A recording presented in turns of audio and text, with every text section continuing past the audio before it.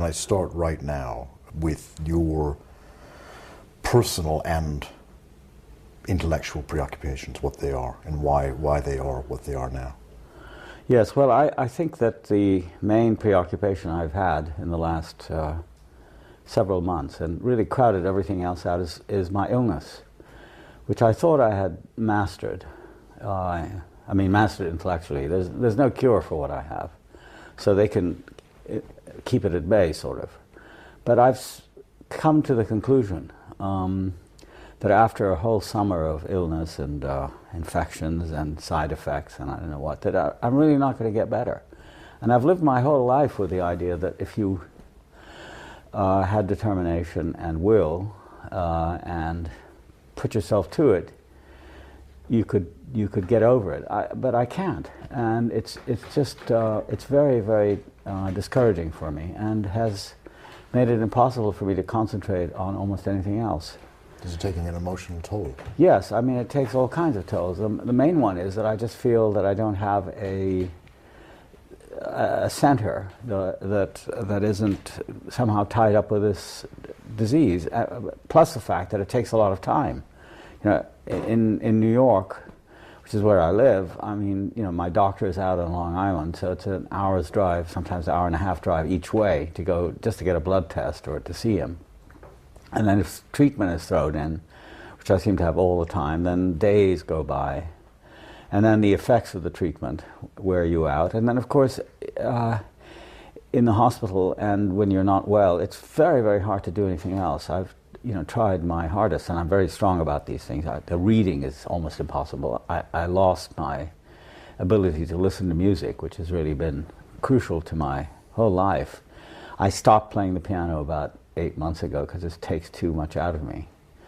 And I think the worst thing is that the absence of energy is so dramatic that by the end of the day, by which I mean, say, 4 o'clock, I'm completely drained. I haven't got any energy to read or think or do anything. I can sometimes give a lecture, you know, to bring myself up to that, or teach a class, but that's all I can do. And then after that, it's just it's all wasted time. So it's very difficult and depressing in for me, in an unusual way. It makes me think of two things. One, that you've already packed so much into your life, musically, academically, intellectually, politically. Mm-hmm. It's a good thing you haven't wasted any of your time before now. So in a way, mm-hmm. the rest may be a welcome thing for your I don't feel it that way at all. I don't feel it as rest. I mean, things I still want to do, and I still, you know, buy books that I don't read with every intention of doing, take on projects, you know,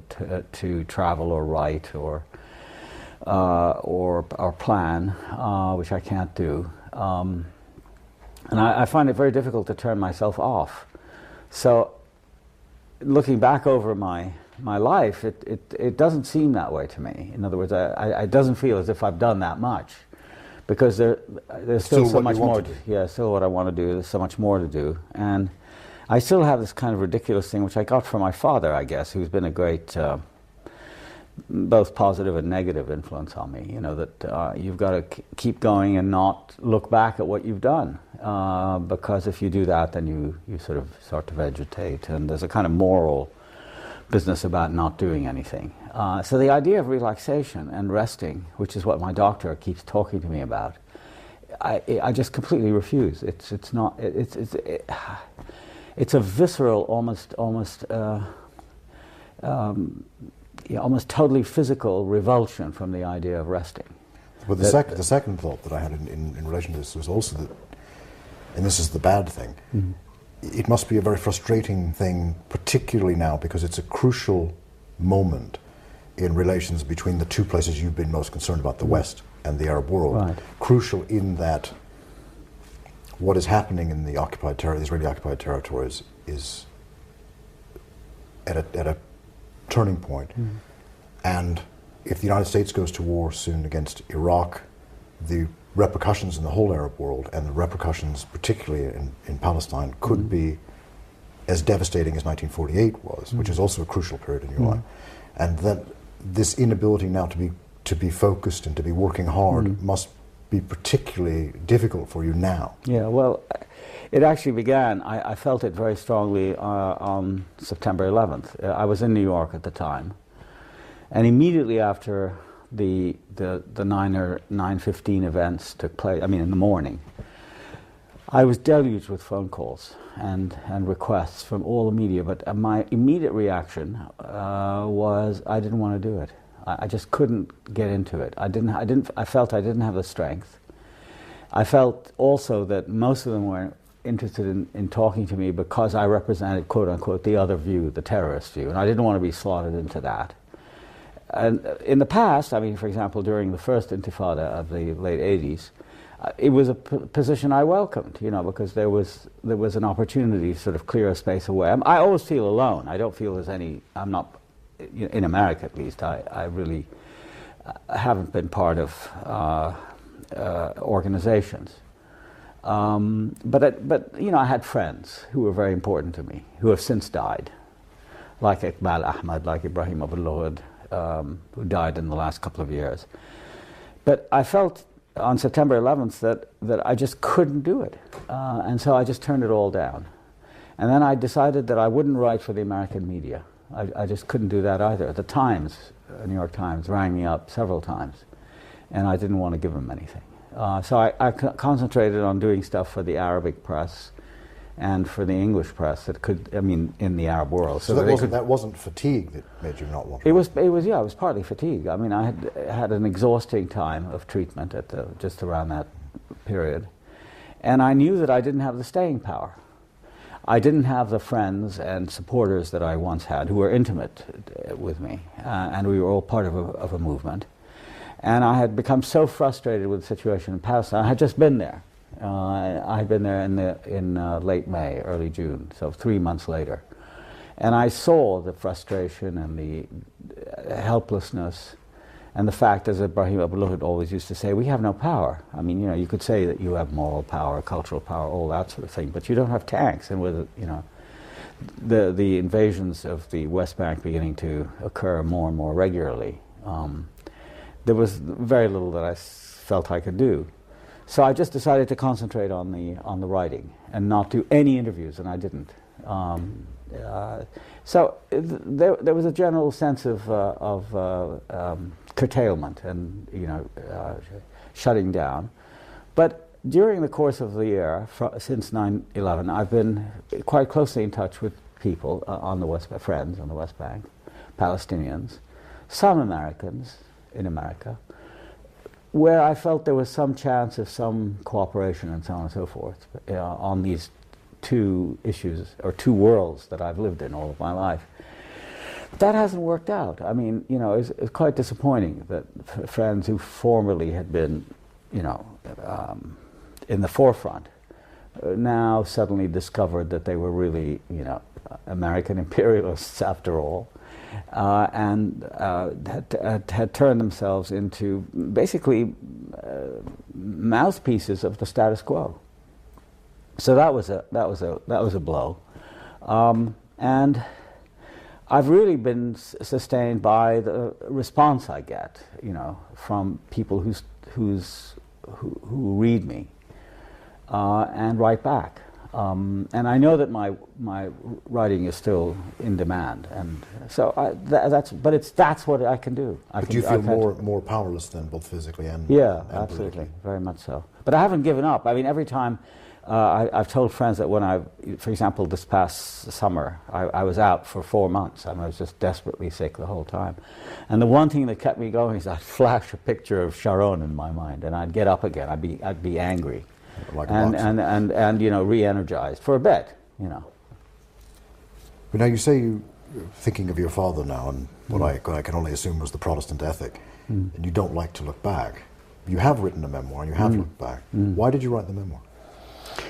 Well, the memoir was really two things that came together in the early 90s. One was the death of my mother, and what I felt was the last link to the worlds I had grown up in, you know. But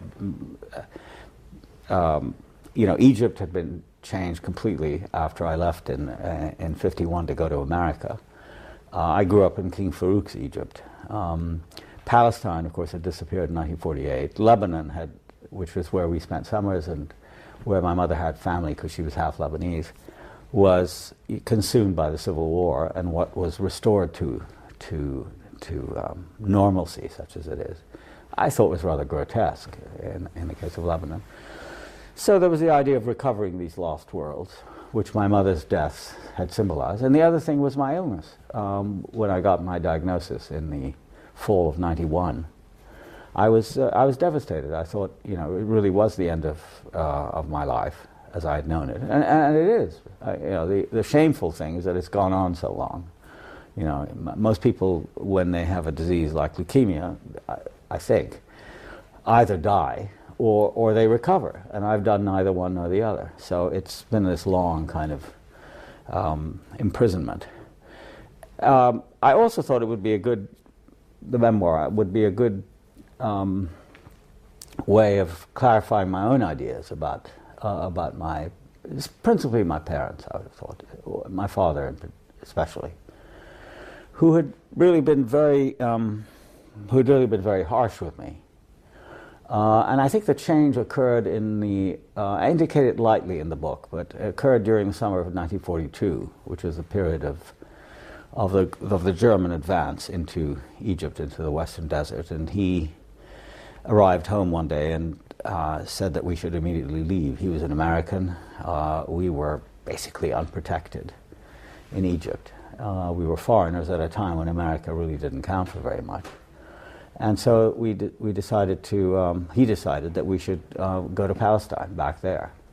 So we did, and for the rest of the year, must have been in the early spring, for the rest of the year, we spent time in Jerusalem, and then he rented a house for us in Ramallah, the summer of '42, and he became extremely depressed and had a nervous breakdown, about which I really don't know the reasons, but he became very withdrawn. And I had remembered him earlier as a much more jolly and warm person. And after '42, he became not only withdrawn, but also quite distant and cold, at least You were for 7 me. years old. I was 7 years old at the time. And that really changed. He became very much a taskmaster, and I felt that he had laid a kind of discipline across my life, which I was never really able to shake. And writing about it in the book, I wasn't able to shake it either. I mean, I just really... Was he there? It was there, right, and just stayed there. But it sustained me during the course of the early years of my illness, which were quite difficult because I got a lot of infections and so on. And so the idea of writing one, steady work was quite important for me. That's what I miss right now. I don't seem to have that. In the book where you seem to me to be bearing your soul and saying a lot of things that people might like to keep to themselves. Because perhaps I should have kept it. No, I'm not saying that. Because that's what makes it an interesting memoir. But in the writing of it, did you make connections that you hadn't made before because you hadn't had time to think about it before? Yeah, many of them. For example? Well, I mean, for example, the awareness of my family, which I had never really thought about. I mean, it was really also marrying my wife, whom I met and married in 1970. We got married at the end of the year. Who comes from a very close-knit, extended family, and mine was exactly the opposite. It was a very tightly knit nuclear family with all sorts of tensions between us, but really very little sense of the others because we lived, in Egypt, especially after '48, and I had no relatives in Egypt at all. Later they dribbled in because of Palestine, but up until that point, none. And so we were quite alone, and I just never thought in terms of uncles and aunts, and they were just not a part of my landscape. Discovering the connections in the course of writing about it, and finding out things that I hadn't known before, like an uncle of mine, my mother's youngest brother, who had been quite a mysterious presence in Egypt after the early 50s, or during the early 50s. I discovered had a whole secret life, which we were completely banned from. So there was a lot about my childhood that had to do with blocking things out, not being allowed to see this, that, and the other thing, and being focused always on duty, on obligations, and that sort of thing. So that was very important, I thought. But did you make connections as well between that childhood and that upbringing, born in 1935 in British-controlled Palestine, with Zionist settlers slowly driving you out? Yeah, because my upbringing was extremely apolitical. And I found myself, quite interestingly, in the book, drawing a great deal of attention to my education. Of course, I had spent my whole life in education, being educated, and then educating, which is what I've done for the last 40 years, been a teacher. But the memoir, in terms of sheer volume, is really about experiences in schools, which were always, to me, without exception, really, that I can ever remember, alien experiences. They had to do with interacting with teachers who spoke a different language, who referred to home in a different way than I could possibly ever do. But I remember in the first school I went to, the Gezira Preparatory School, they would say, "We are going to go home for the summer." And I just wondered what that meant. Where are they going? I mean, and this isn't really my home. I'm not Egyptian, so where's my home, kind of thing. So there was that sense of education as somehow alien, something to be resisted, which is what I felt for most of the time. But later on, then I understood that education was also what you could get out of it, despite that sense of alienation, if you could do it, and you had to do it on your own. So it was the discovery of a kind of self-reliance, I think, which was very, very difficult to plot, because it would appear at times, and then most of the rest of the time I was very compliant. There was a great deal attached to delinquency when I was, punished. The severity of my early childhood was what struck me, and going back over it, I made the discovery that it wasn't a happy childhood. It was really quite unhappy in a way. Reminded me very much of Pip in The Great Expectations, being brought up by hand in the bad sense of that phrase.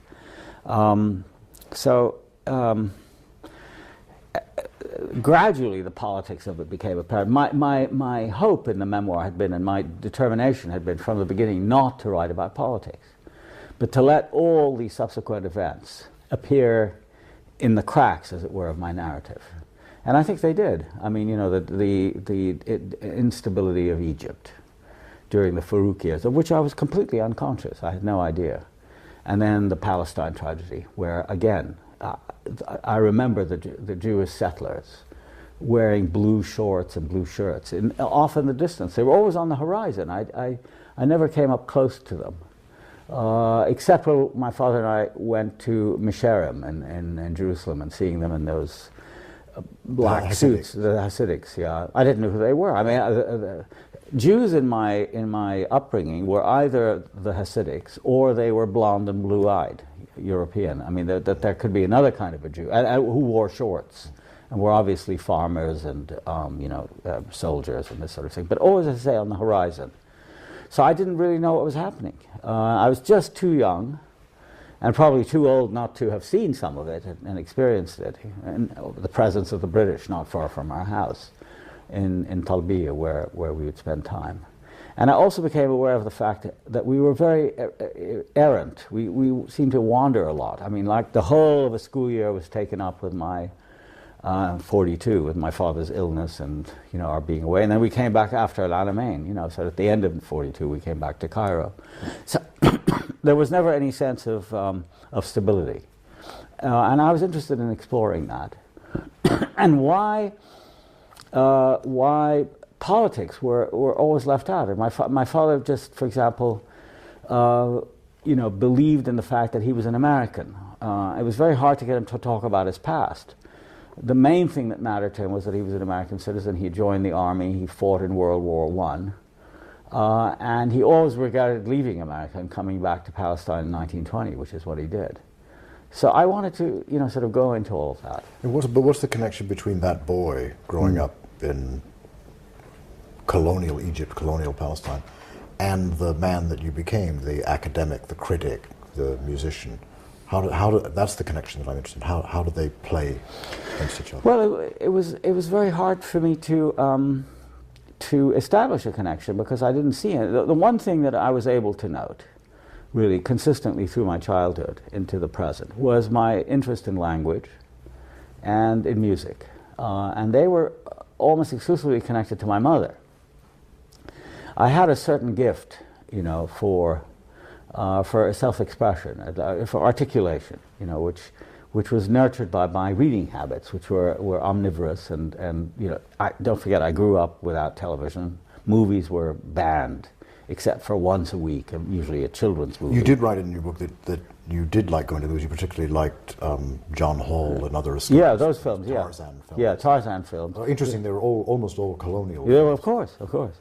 And I always identified with the colonialists, not with the... you know, Fanon talks about that. He said when he saw the Tarzan films in Martinique, he identified with Tarzan, not with the blacks he was always destroying and, you know, screaming at and throwing knives at. But when he went to Paris and saw a Tarzan movie, he identified with the blacks. But of course, I was there. I was in the colonies. I identified with a white man. But anyway, those were very rare experiences, you know, once a week, once every 2 weeks, and they were very carefully monitored for quote-unquote children's movies. The rest of the time I was loosed on the library, so I read Defoe and Scott, the English classics.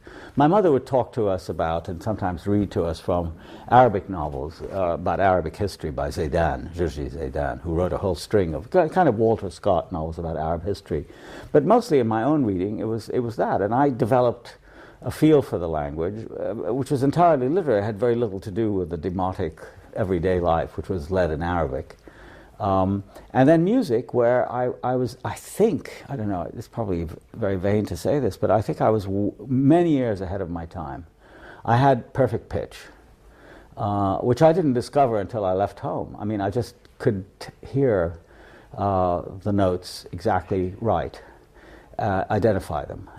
I had a perfect memory. I could remember a piece from the moment I heard it. My mother used to say, for example, that at the age of 1.5, or even maybe 2, I had memorized 40 or 50 folk songs and nursery rhymes. And when my cousin, who played the harmonica, would play one of them and make a mistake on purpose, I would start to cry and remonstrate against that. And then, of course, we had some records. I didn't go to many concerts. There weren't that many. It was thought of as not for children. But I recognized that they really meant more to me than anything else, listening to the music. And it was all classical music? All Arabic music? No. Arabic music was exclusively, as I recall, connected with family events. One or two of my uncles, you know, very rare. We didn't have that many family events, but if we did, in, say, Palestine or in Lebanon, never in Egypt, one of my uncles would play the oud, and they would all would sing together. But it was like Greek to me. I never learnt the words. And the one time I had a big exposure to Arabic music, and I was 9 at the time. We went to hear Kulthum, and I was revolted by it. It just struck me as horrible. First of all, it began way too late for my, age. 9:30 or 9, for a lot of waiting around and just sort of warming up in the orchestra. And she came out, and there was no form to the music that I could identify. It was just repetition with tiny differences in each repetition. And it was all slow, and it was all sort of mournful. And it contrasted terribly with the Western music, you know, Mozart and Beethoven and Mendelssohn, and that I loved and could sometimes say. I had very good teachers, in the sense that they were musical and encouraged me, but I think in many ways I was ahead of them because I knew more about music. So the piano was always a problem because I didn't have the digital capacity that matched my ear or my memory. In the memoir you write that from a very young age you had particular taste. You didn't like Verdi, you did like Rossini. How was this at that age you knew already? Partly because we went to the opera a lot. They had a season in Cairo, identified in French as a saison lyrique italienne. So it was this group of people from Rome and from Naples, the San Carlo Opera Company, who would come every year and put on a repertory of the standard works. Very rarely did they put on Rossini. But the first time I heard the Barber of Seville, I can see it as if it was right in front of me now. Tito Gobbi, one of the great baritones of all time. He was famous for Scarpia in Tosca, sang the Barber, and I was overwhelmed. I just thought it was so brilliant, And there was some magic in the interaction of words and music. I didn't know Italian very well, although I set out to learn the words of the opera as a result of hearing it. So in a sense, it was the rarity of that. And then, so the one or two performances I saw of the Barber of Seville were completely surrounded by, Rigoletto and Trovatore and Ballo in Maschera and all that stuff. And I just thought the thumping, kind of overly insistent, bloody-minded Verdi, whom as I grew older, I noticed that all the literary people I knew, in my professional life, they all admired Verdi, but because he was a man of the Risorgimento, he was a liberal, he was anti-clerical. And Aida, above all, of course, that was the opera they performed all the time. I came to hate it because it was so. It was like everything was italicized in Verdi, And Rossini was just this extraordinary complexity of rhythm and melody with wonderful patter. I didn't even know that he had written serious operas, like William Tell that go on, grand operas in the French style. So that was where, and then I made in my own mind connections between Rossini and, let's say, Mozart. I could see that he was in a sense, a child of Mozart. He was somewhat, obviously, younger than he was, but there was a particular kind of, not exactly lightness, because I loved Beethoven too, probably the most, but there was a certain subtlety and rhythmical complexity that I liked. Then when I discovered Bach a little later, Bach was always a kind of a taskmaster at the piano. I mean, it was always hard to play Bach for me. Partly because I wasn't introduced until much later to counterpoint, which became really a kind of obsession of mine in my later life. But when I became introduced to Bach, then everything opened up in a quite amazing way, and I felt my musical development was always continuing. And my friendship with Barenboim, which is over the last 10 years or so, is part of that, and that's why it's been so satisfying, because it just opens further and further vistas, which I don't have in any other field, except literature. When I discover somebody like Cavafy, it's just out of the academic development of one's, or professional development of one's own life and mind, you see these quite extraordinary landscapes opening up, and music and literature are the only ones that provide it. There's a kind of sameness to politics, intellectual debate, all the stuff that one lives by. But in those two fields, there's this quite unique kind of unfolding disclosure kind of excitement which has sustained me. This makes me wonder if there's a connection between this and the fact that you became an interpretive artist, not a composer playing the piano, that you were a critic, not a novelist or a poet. You said when you went to the cinema as a child, I luxuriated in the sanctioned freedom to see and not be seen. Is there where does that come from? Why did you want to see and not be seen? And also, does that have something to do with the fact that you're a critic and not a novelist, that you are a pianist and not a composer? No, I don't think with that so much, but I think the idea of performing is something that I find very odd and very strange, and somehow to me not really interesting. I mean, I give lots of lectures, which are certainly public occasions with audiences and so on, and I'm quite good at it. But it doesn't really mean that much to me. What really means much more to me is the privacy of my own thought, where I am interacting with something, whether it's a piece of music or a piece of literature, and I've really, in a sense, stopped feeling the difference between what I do as an interpreter and a critic on the one hand, and say a novelist on the other. I mean, I think in many ways they've come together for me. So I don't write fictions with characters, but I see the same kinds of patterns in what I write, whether it's about a novelist or about some concern of mine, because I'm very interested in form. I would say I'm a formalist, and abstractions, patterns that are behind the actual structures of a work of art or a piece of writing or an essay matter to me in a tremendously urgent way. whether it's in music or in words or in structures of feeling. And it seems to me my whole sort of life pursuit is to try to give those different expression using different media, whether it's words or music in a different way, or trying to find not exactly equivalents, but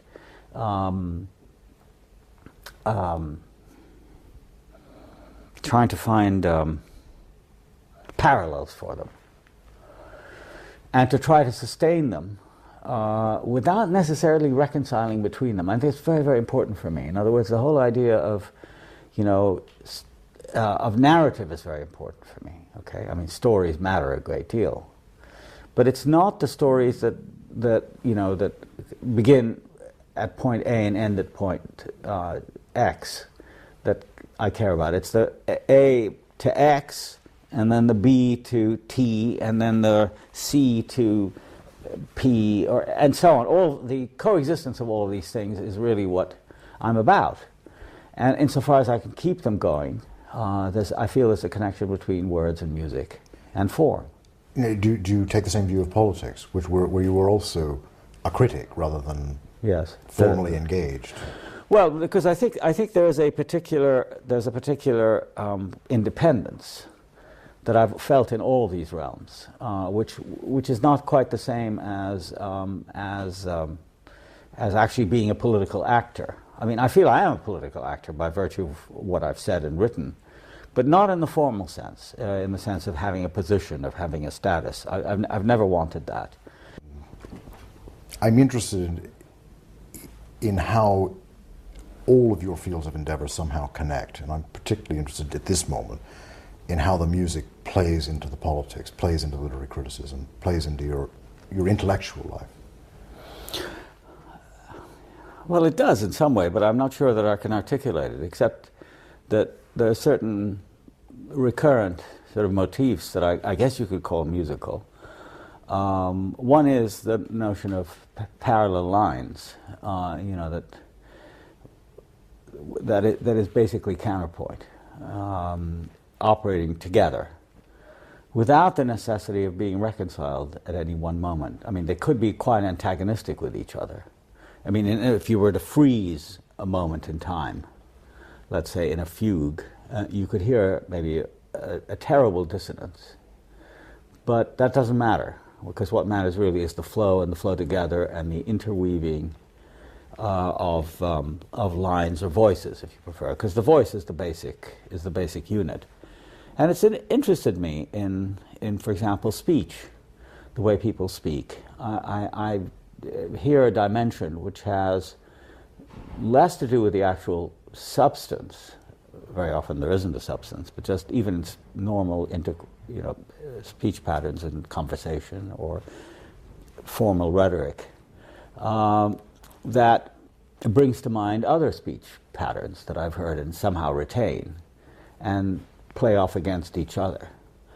And I think a lot of that has to do with the fact that there are many unreconciled strains in one's own life that if you were to try to rationalize them or explain them as to why this and not that and how does this relate to that, you'd say, well, I just can't do it. I mean, there's no way that I know of to reconcile, for example, my interest in literature and my very urgent interest in political events, let's say, especially connected with the Palestinians, which are almost always traumatic, having to do with tragedy and loss and dispossession and torture and that sort of thing. You can't. So you just let them operate. And my capacity, or one's capacity, comes to be like you might say, not exactly an enclosure, but a common space, which for me is the common space of experience. I mean, the main category is human experience. And you can experience it all as a jumble. You can just say, well, it's all happening together in some way. Or you can filter out most of it and say, this is really the important thing. Or you can say, as I do, that they're all there, and your role as a mind, as a intellectual, as an interpreter, in the end is creative to the extent that you allow them to continue, and your role is to also then to sort of see them operating together and allowing them to play off each other, and you record that in some way, so that the canons of understanding, the canons of interpreting, apply in all of these different instances, whether it's music or politics or literature. They have to do with memory, remembering other experiences. They have to do with notions of coexistence, that the world isn't an exclusive place, that there are all these different things occurring at the same time, and human agency or will, that it's up to you, as my father used to say, it's up to you to try to hold them together. And that's where the effort is for me, I never see myself as a solver of problems, or something. When they say, well, now, Edward, they say to me, as a people, we're facing a terrible moment in our history. What's the solution? Give us a program. I can't do that. I've never been. I've had lots of. I distrust that. How old were you when you first went to America, and why did you go to America? I went to America when I was 15, in the late summer of 1951, for what seemed to be two reasons. One was that I had, in the spring of 51, had a bad episode in the school I was then going to in Cairo, called Victoria College, where I was very rowdy, it being a moment of great tension between the teachers, who were all English, and the student body, which is all not English. And I was caught being rowdy at one point, put outside the door of the classroom and seen by the headmaster, who the next morning gave us math. He taught math. And it was a 2-hour math class called additional maths. It was trigonometry, I think. And so we were about to take a break between the first and the second period, and he said, Saঈd, he said, I saw you outside yesterday. What were you doing outside the door? I said, well, Mr. Lowe, the English teacher, had put me out. He said, yes, I heard. You were misbehaving again. I said, yes. He said, well, we can't have any of that here, so go home. I said, now, sir? He said, yes, now. So I packed up my bag and I went home. And he asked to see my parents and told them that I was, that he would accept me back, but only after a period of 2-3 weeks of being away. At which point I realized that, and my parents, I think, realized after speaking to him, that my career in that school, in the English system, was really over. And the other thing was that my father had known somebody at the consulate, the American consulate. I had inherited this American citizenship, which meant absolutely nothing to me, because I never really, I was just an American citizen with no connection to America. And he said that I had to live in America for 21 years, for 5 years before I was 21. And since I was, in order 50, to keep the citizenship. In order to keep it. And that turned out to be much later turned out to be unconstitutional. But anyway, so then they suddenly decided, my parents, that I should be sent away to America. And through a man called John Badeau, who was then the head of the American University, later became ambassador to Egypt under Kennedy. He was quite a good friend of my father's. I didn't much care for him. This school was found, Mount Hermon, and so I was sent there. So I really left with a kind of double load. I mean, there was this American citizenship which I was supposed to be preserving, and the other thing was I was, sort of forced out of what I really, in a sense, had known. I mean, I went to an entirely new world, and I don't think I ever really recovered from it. It was like the biggest shock of my life at that point, being away and being in America at the same time. And although I've been there now for over 50 years, I still don't feel I belong there. It's very, it's very bizarre. At that age of 15, did you, because of growing up in Cairo, summers in Doorshware in Lebanon, being from Jerusalem, really, yes, did you feel Lebanese, Palestinian, Egyptian, American? I didn't feel any of those. everybody in the school, or nearly everybody in the school, made fun of my name, Ed Said. What did he say? I mean, that was... This is in America? In America. Yeah, of course, in Egypt. I was, it was a completely mongrelized atmosphere, the school I was in, with Armenians, Greeks, Saudi Arabians, Jordanians. King Hussein was there. Michel Shalhoub, Ahmad Sharif was the head boy of the school. We were all... First of all, first names were never used. We were always known by our last names. But in America, I was an oddity. There weren't too many foreign students. In fact, I don't think there were any foreign students. I was the only one in the school who had come from abroad.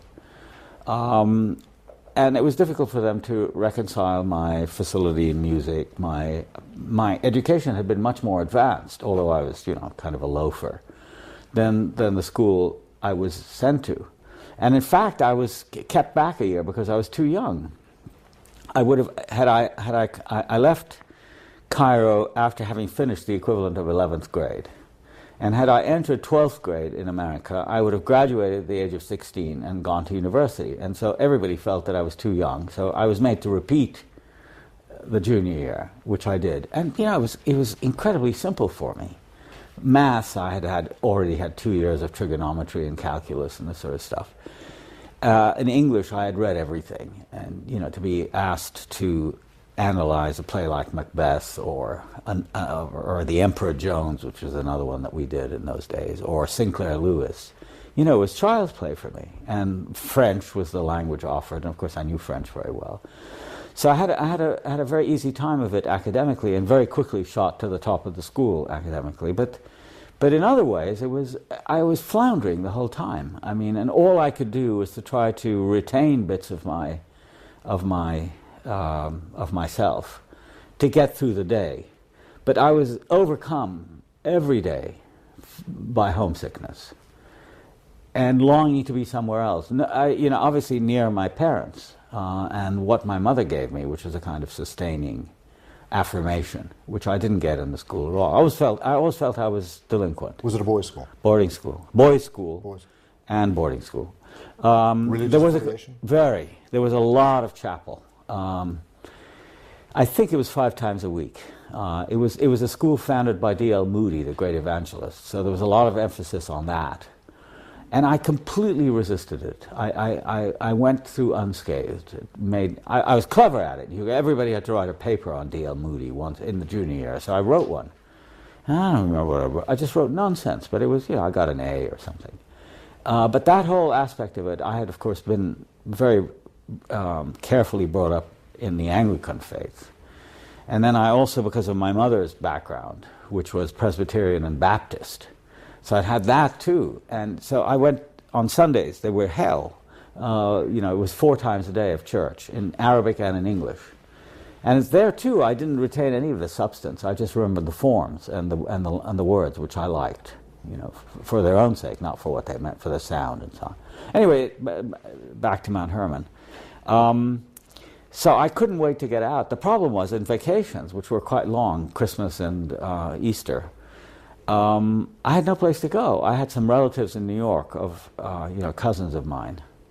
But they were really equipped to have me, but they did. It was too far to go back to Egypt, except in the summer, because it takes 3 days to come. I went to America originally in 51 by boat, but flying in 52 took 3 days to get to Cairo. So it was something you could only do once a year. Luckily, my parents could afford it. So I'd go back, and I'd spend all the time dreading when I'd have to return, which I did, of course. And what I developed was a kind of, on the surface at least, a kind of hardened, I don't know what the word in English is, habile in French, a sort of semi-professional attitude to the things I had to do. All the time feeling miserable inside, not exactly crying, but regretting one thing or the other, missing my family, missing my room, missing the language, which I didn't hear at all, Arabic, while I was there. And then over time I developed quite a sense of being able to do 2 things simultaneously, to carry on in the school, getting all the things right, and then sort of going my own way underneath that. I mean, there was always another self where I could develop in fields that interested me, like philosophy, which I first became aware of at Mount Hermon through the chaplain. And I first read Kierkegaard when I was at Mount Hermon at the age of 14, and Plato I discovered. So they were always sort of a self-education. And in the formal aspects of education, I just became a pro, as they say. But did that give you great self-confidence? No, not at all. I mean, it's funny. On the surface, I suppose I carried myself with a certain confidence. But I always felt my insufficiencies and delinquencies, and the fact that I wasn't. My father would, for example, my father came for my graduation from school, from Mount Hermon, 1953, and I mean, it was a gesture I deeply appreciated. It was very hard for him to come. He wasn't terribly well. He came alone, or with you? Came alone. My mother didn't come because I had 4 younger sisters, and they couldn't be left. And it was such a long trip. Anyway, he came, and the first sort of question I remember him asking of the teachers, I mean, since it was like a whole day affair, was, how did Edward do? And they'd say, well, he did very well. I mean, he was second or first in the class or something like that. And then he said, yes, but did he do his best? And, most of the times the answer would be, well, not quite really. He could have done better, my father would say. So I always had that feeling, I mean, I don't think he meant it to undercut me, but it impressed me, the fact that there was always something that I hadn't done that I should have done, so... which is, I mean, in the long run, it's a good feeling to have, because then you don't really rest on your achievements and say, well, I've done that. There's always something more to do. I didn't have any social graces, and I was really came from a very repressed background with regard to girls. And Mount Hermon was a co-ed school in the sense that there was a girls' school across the river, affiliated with and part of the same institution, but they were separate. So we would have dates, and you could only have a date on Saturday, and it was miserable. And then I went to Princeton as an undergraduate, and that was a boys' school too. In those days, in the 50s, it was a boys' boarding school with a little country club thrown in, no girls. And there too, I mean, I did very well academically, but my real life was my own. It had to do with music and reading stuff quite outside the formal. Was that an escape, or was it something else? Yeah, sort of. It was sort of an escape. It was the way I could feel independent and not so hemmed in by rules and injunctions and all the rest. I've always had that feeling. Yeah. But you've always stayed in these institutions. I've always stayed in the institutions, and in a way I find that they're restful. I remember in 1992 I was invited by the U.S. Central Command in Tampa, just after the Gulf War, to address them. And I debated as to whether I should go or not, And then my friend Iqbal said, listen, Edward, they want to hear you talk about the Middle East. And I said, yeah, but they're the enemy. He said, yeah, but those are the people you should talk to. He gave me an example of his own. Iqbal Ahmed. He had gone to speak at West Point during the Vietnam War. And so you shouldn't be afraid of doing it, and it's not if you don't compromise your position. So I did. And I met one of my classmates from Princeton, who was a general in the Marines, and he was in charge of the Pacific Command. He had come all the way to Tampa to hear me. And we were both members of the swimming team. And the thing that I took away from it, aside from the fact that they gave me a wonderful reception and agreed with everything I said, and they said it was just the politicians in Washington who made them do all these terrible things. But the one thing I remember from that experience was how wonderful it was to be in the Army. In the services, because everything was taken care of for you. You didn't have to worry about... You don't have to wonder what to wear. You don't have to worry about what to wear. It was always pressed for you, especially if you were an officer. There was quite a variety of uniforms, many of them quite beautiful. I've always been very interested in clothes, so that was terrific. And you don't have to worry about reservations and planes. I said, how did you come? He told me, well, I got on a plane. I said, well, from Hawaii, it does seem like He said, well, we have the Air Force, or, there are all these planes. More or less indicating to me that he just got a plane for himself. So he said, when you come to Hawaii, you've got to Honolulu. I've never been there, haven't. He said, you've got to look me up. I said, yeah, well, I'd love to. Give me your card or some way to reach you. So I hadn't seen him in 40 years. So he said, a card? Yeah, of course. And he said, there was this Batman of his who was a colonel who was carrying his briefcase with his cards in them. So I thought that was great. Reflecting on it, it gave me the idea that in some ways institutions are fantastically useful, like those, the schools, armies, where you don't have to think about all this other stuff. And you can get on with your own. Concentrate on killing people. Well, in their case, in my case, concentrate on making it harder for the ones who do. Has it been very hard for you in your life? Okay, your family were Protestants, so detribalized in Levantine terms, no longer belonging to one of the conventional... Yeah, Orthodox, Greek Orthodox. So they left that, so they're already cut off. Yeah. Then you're cut off from Palestine in 48, cut off from Cairo and your entire family in 51, in this strange new world. Where did you go for sustenance, for a company, for support? Which I know in the Middle East particularly, people don't think of themselves as individuals. They think of themselves as parts of something. Yeah, I didn't have much of that. I didn't think I was part of a larger whole. So a lot of the time I was developing a kind of independence of my own, as I said, outside my main identity, which was, as I grew older, I became a professor and a scholar, and so on and so forth. But I always had this other life, which allowed me to make connections with people. I mean, as I saw, it was useful or pleasurable for me. It's a kind of great luxury. Many years ago, I devised this scheme. It's a verbal one, where the difference between filiation and affiliation, where affiliation is, what you get from your inheritance and your background and, being a son, which is what I was. Affiliation are connections you make when the others sort of fail or break down. And since that affiliation for me had always been a problem, I really spent a lot more time affiliating, making connections with people through my work, through politics, always across lines, with people who were quite different from me, and intellectually, people who were at the opposite extreme. I mean, that's the greatest pleasure of all, people whom in everyday life, for example, I would have nothing to do with because it'd be so reactionary.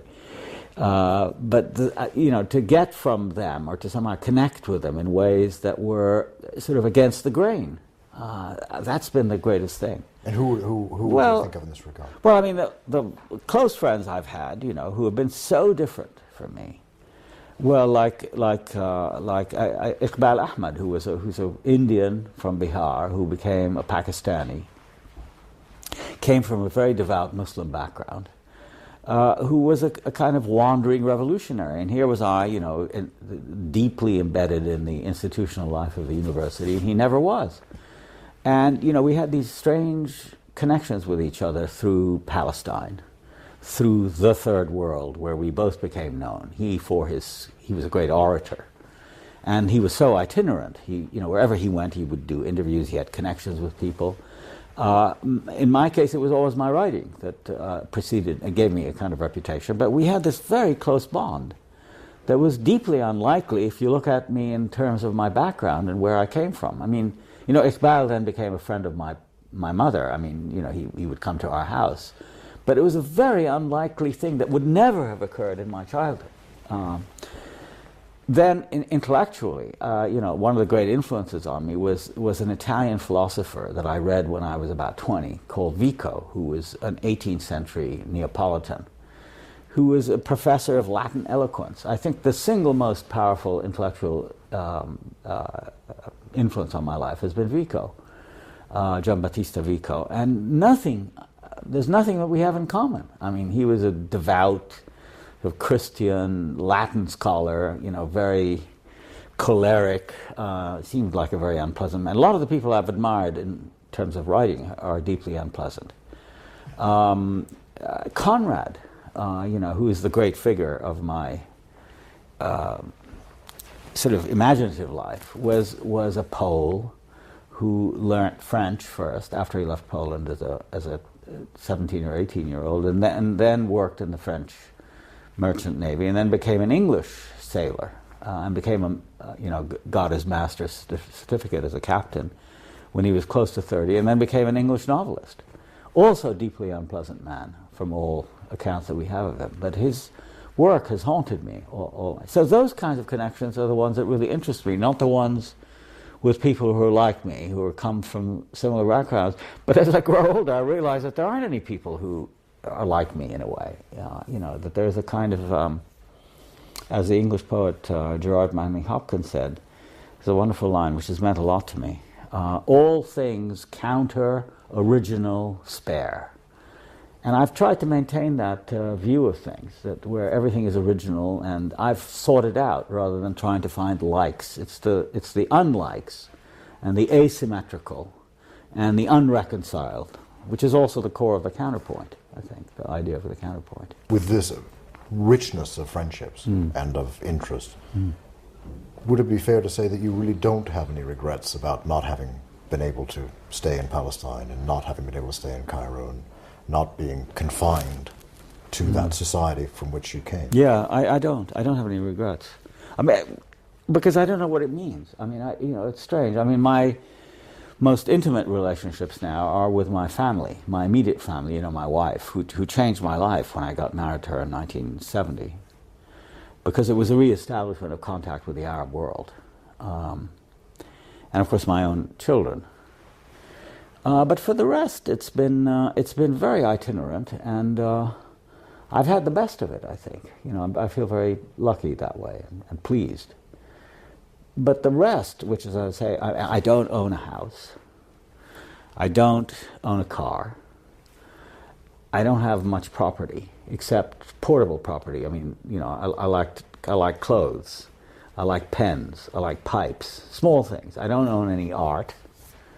I've got thousands of books, but I don't. Then they coexist in no particular order. But they exist in my head. I mean, I can call up my assistant when I'm ill and tell her I want the book, and she says, "Where is it?" So I tell her it's on the 4th shelf, 6th from the. I can remember. I have kind of photographic memory for some things. But so I don't have a summer house. Do you? I don't miss any of that. Well, do you have the key to your house in Palestine? No, I don't. Did your keep family keep it? In fact, when I don't even know. That story I heard, only in the last 25 or 30 years about people keeping their houses. But when I first went back to Palestine in 1992, it was interesting because the house that I was born in and that was my family's, I grew up thinking it was my family, was really owned by my aunt, she was the sister of my father, and she was married to her cousin, who was my father's cousin.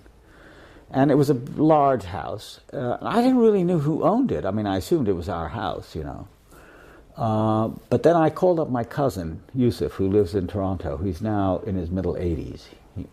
I'm still quite close to him. And I told him, Yusuf, how am I going to find the house? Because in those days, there were no street names, as there still aren't in places like Beirut, for example. So he said, I'll draw you a map. So he drew me a map. And then I said, listen, could you send me the title deed of the house, so at least I'll have something and challenge the, sort of Israelis who were living in it. And he sent me a photocopy of a deed in Arabic, a kushan as it's called. And it was very hard to find the house because the whole neighborhood had changed tremendously. This is Talbiya. In Talbiya, yeah. It was quite sparsely inhabited when I was there and when I left for the last time in 1947. But now it had become a very fashionable part of West Jerusalem. I finally found it because of his map, not because of the title deed, which didn't have my name on it. It had all my cousins and my aunt and all that on the thing. But anyway, when we got there, it was that's the great irony about going back.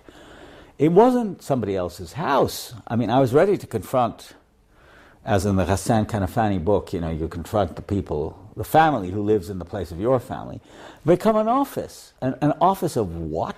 It was called the International Christian Embassy, a fundamentalist, extreme right-wing, Zionist Christian organization, run by a South African, married to a Syrian.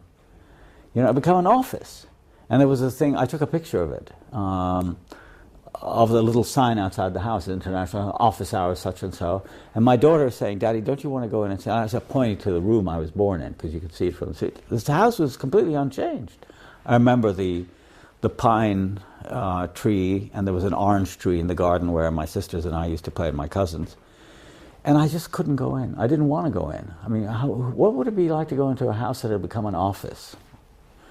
So I realized that going back, really, there's not much. And before the Christian embassy, Martin Buber had lived in that house. No, he had lived. No, it's complicated. He had, well before, but he had lived before 1948. It was during the period when my aunt and her family were in Egypt, where her husband had a brain tumor, which they thought at the time could be cured by salts, and they lived in Helwan, 3940, and sublet the house to Buber. And then when they came back, he wouldn't leave, so they took him to court. In the meantime, my uncle had died, and my cousin Yusuf was in charge of the court case, and they won the case.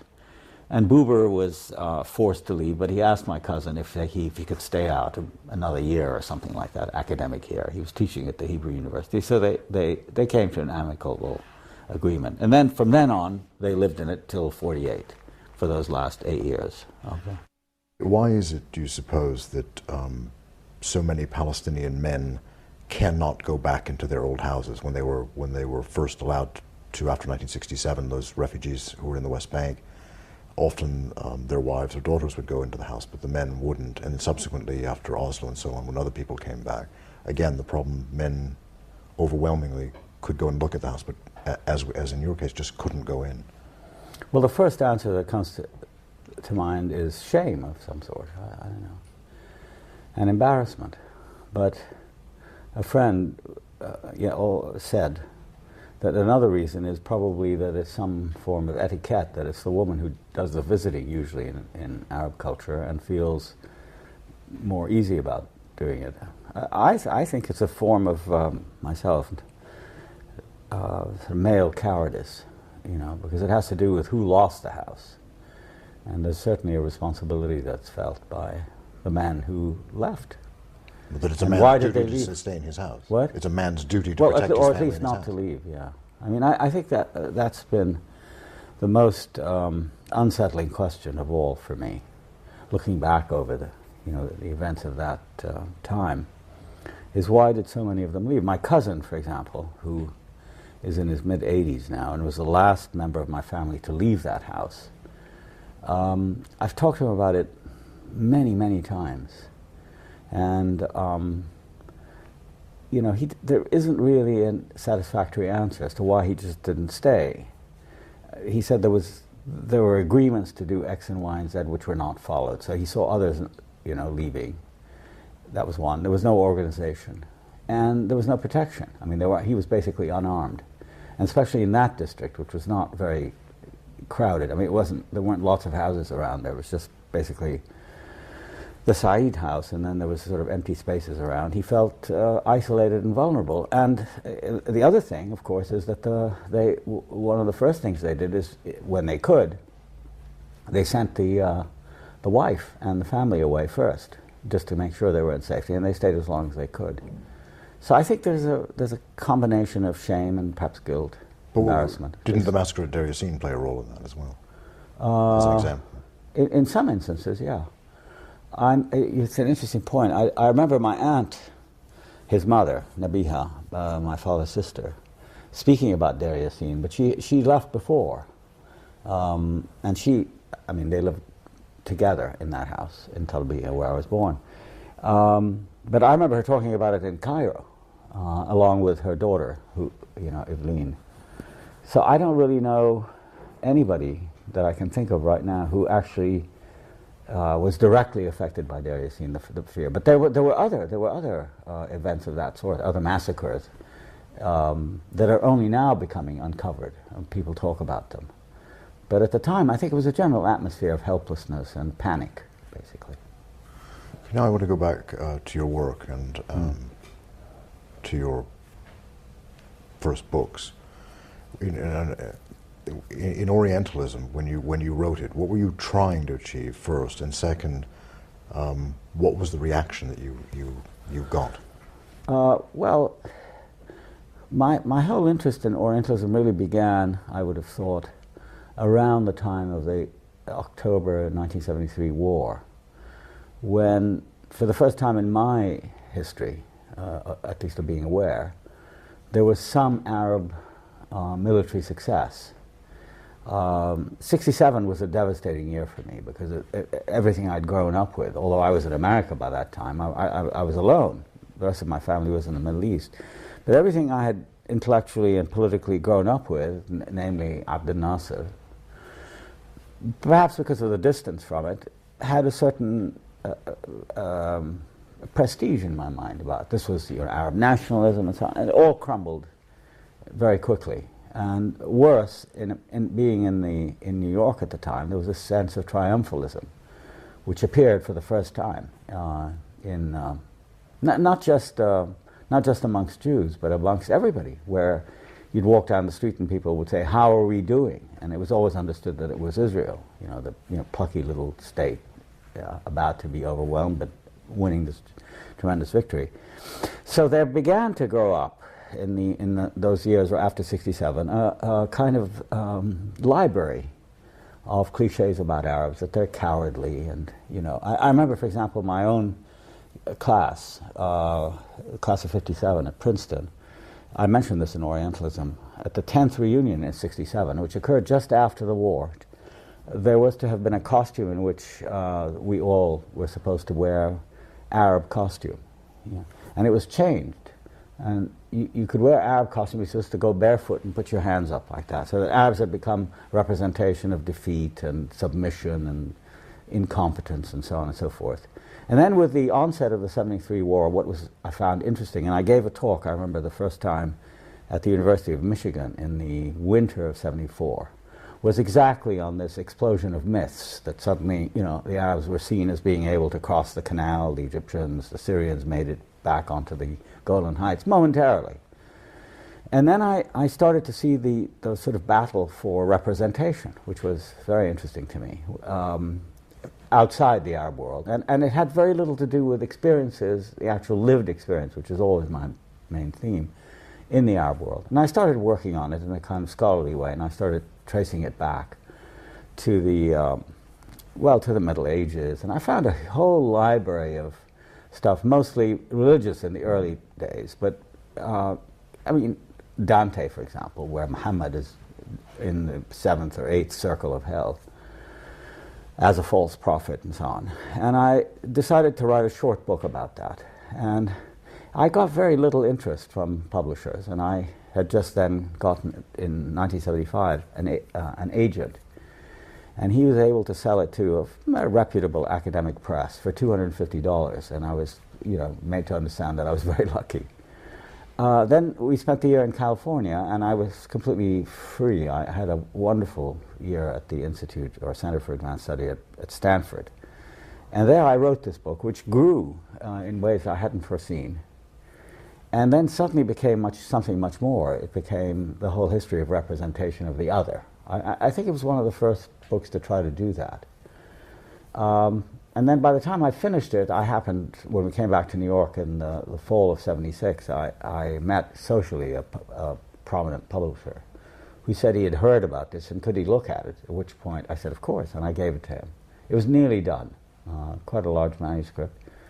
And the next day he made an enormously large offer compared to the $250 I got, and I sold it to him.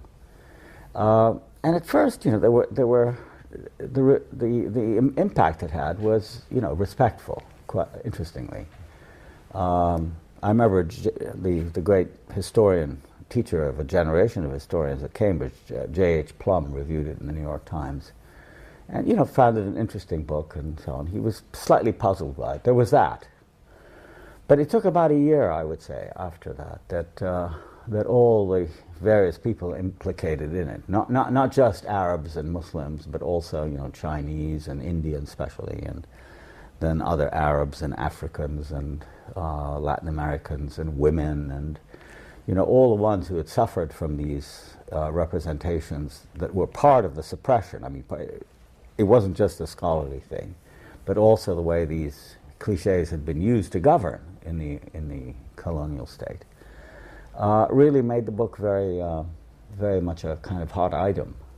Completely surprising me. I literally had no idea whatever that there would be such an audience for it, and that it would be translated. So, what was the reaction though from the contemporary scholars that you criticized? Well, it was interesting. It was a generational thing. The young people, like my friend Bassem Musallam, who reviewed it for Merit, which in those days was a quite avant-garde Middle East sort of dissenting academy kind of thing. Don't forget, this was the tail end of the Vietnam War, and the whole question of scholarship, the role of scholarship in politics and the state was very much in the air, partly due to people like Howard Zinn and Chomsky and others. And so I felt myself to be in some way part of that, but I was really going into uncharted territory because of the subject matter.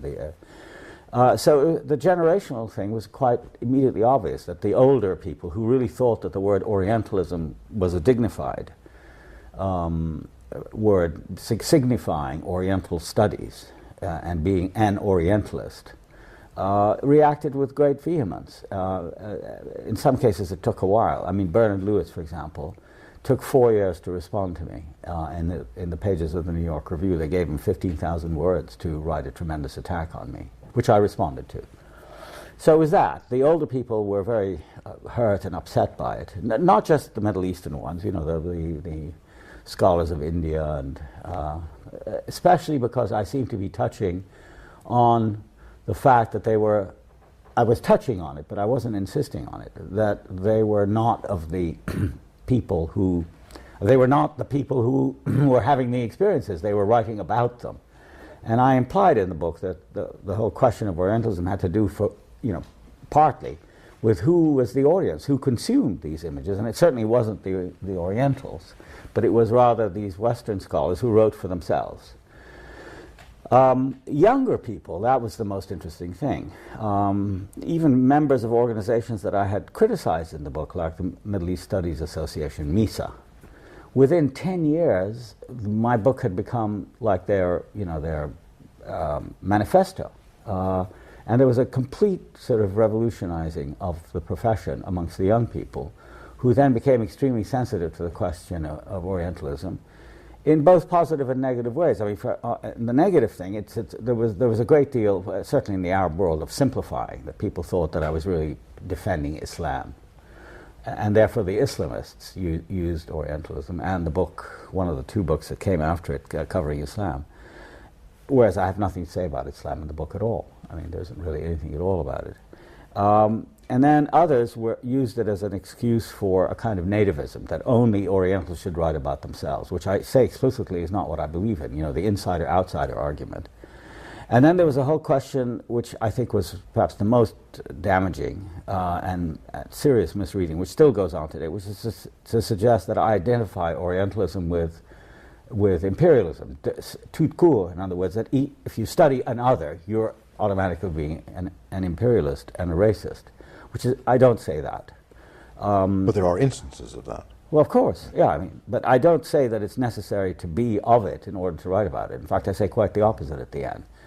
And I end with what I think are quite, interesting open questions about how does, in fact, one talk about the other without making use of these hobbles that are so difficult to dislodge. The pictures we have in our head of what other people are like, that we get from popular sources, in the case of Orientalism, with Islam, it, of course, has a long religious background. But in the book, I trace it back to the Greeks. I mean, the Greeks always had their barbarians, and that, whole question of the other was one of the things I pioneered. It became a cliche to talk about the other, or othering. It became even a verb. And Orientalism, of course. What's the core thesis? What is it you were saying Orientalists were doing? Well, I made a distinction between two things, really three, but one was the whole question of this division of the world into Orient and Occident. I said that it's in a certain sense ahistorical. I was accused of that. And I say you can go back to the Greeks and find it there. Herodotus talks about it. And I call it an imaginary geography because I make the point there's no line on the map that says, from here on it becomes this or that. So that seems to have had a long-standing place in culture. By the end of the 9th century, the Orient becomes identified with Islam during the rise of Islam. So the first 400, 500, 600 years afterwards in Europe, writing about the Orient is polemical. Yes, there are people like Marco Polo and others who write about the Orient as a place of marvels, and the whole question of strange beings, Prester John, and there's a whole literature about that. But in addition to it, and gradually overwhelming it, R.W. Southern, the great medieval historian at Oxford, wrote a whole book about it. It's part of the Christian polemic against Islam. So, they represent the Orient as a place of apostasy, of various heresies, of challenges to Christianity, very defensive, because, there they were. They crossed into Spain in 711, and they remained there until the end of the 15th century. So that was something to write about. And the third phase, which was the one I concentrated the most on, was Orientalism as it became at the end of the 18th century because of Napoleon's invasion of Egypt in 1798. It becomes the formal study of the Orient, scientific. It's no longer a matter of images and fantasies and sort of wandering off into the wild blue, but actual trying to pin it down. And so Napoleon, the Napoleonic expedition to Egypt was deeply significant, in my opinion, because he was the first conqueror of Egypt.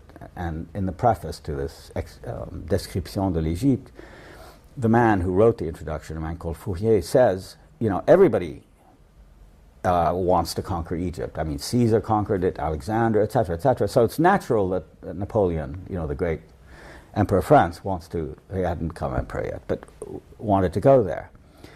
But the difference between Bonaparte and all the others is that he took with him a team of scientists, archaeologists, biologists, anthropologists, or the equivalent thereof, and those linguists, of course. And as a result of his stay in Egypt, which wasn't very long, they stayed. They produced this immense book called the Description de l'Égypte, the idea being to take Egypt out of its sort of amorphous, distant state and make it a kind of object of European scrutiny and study.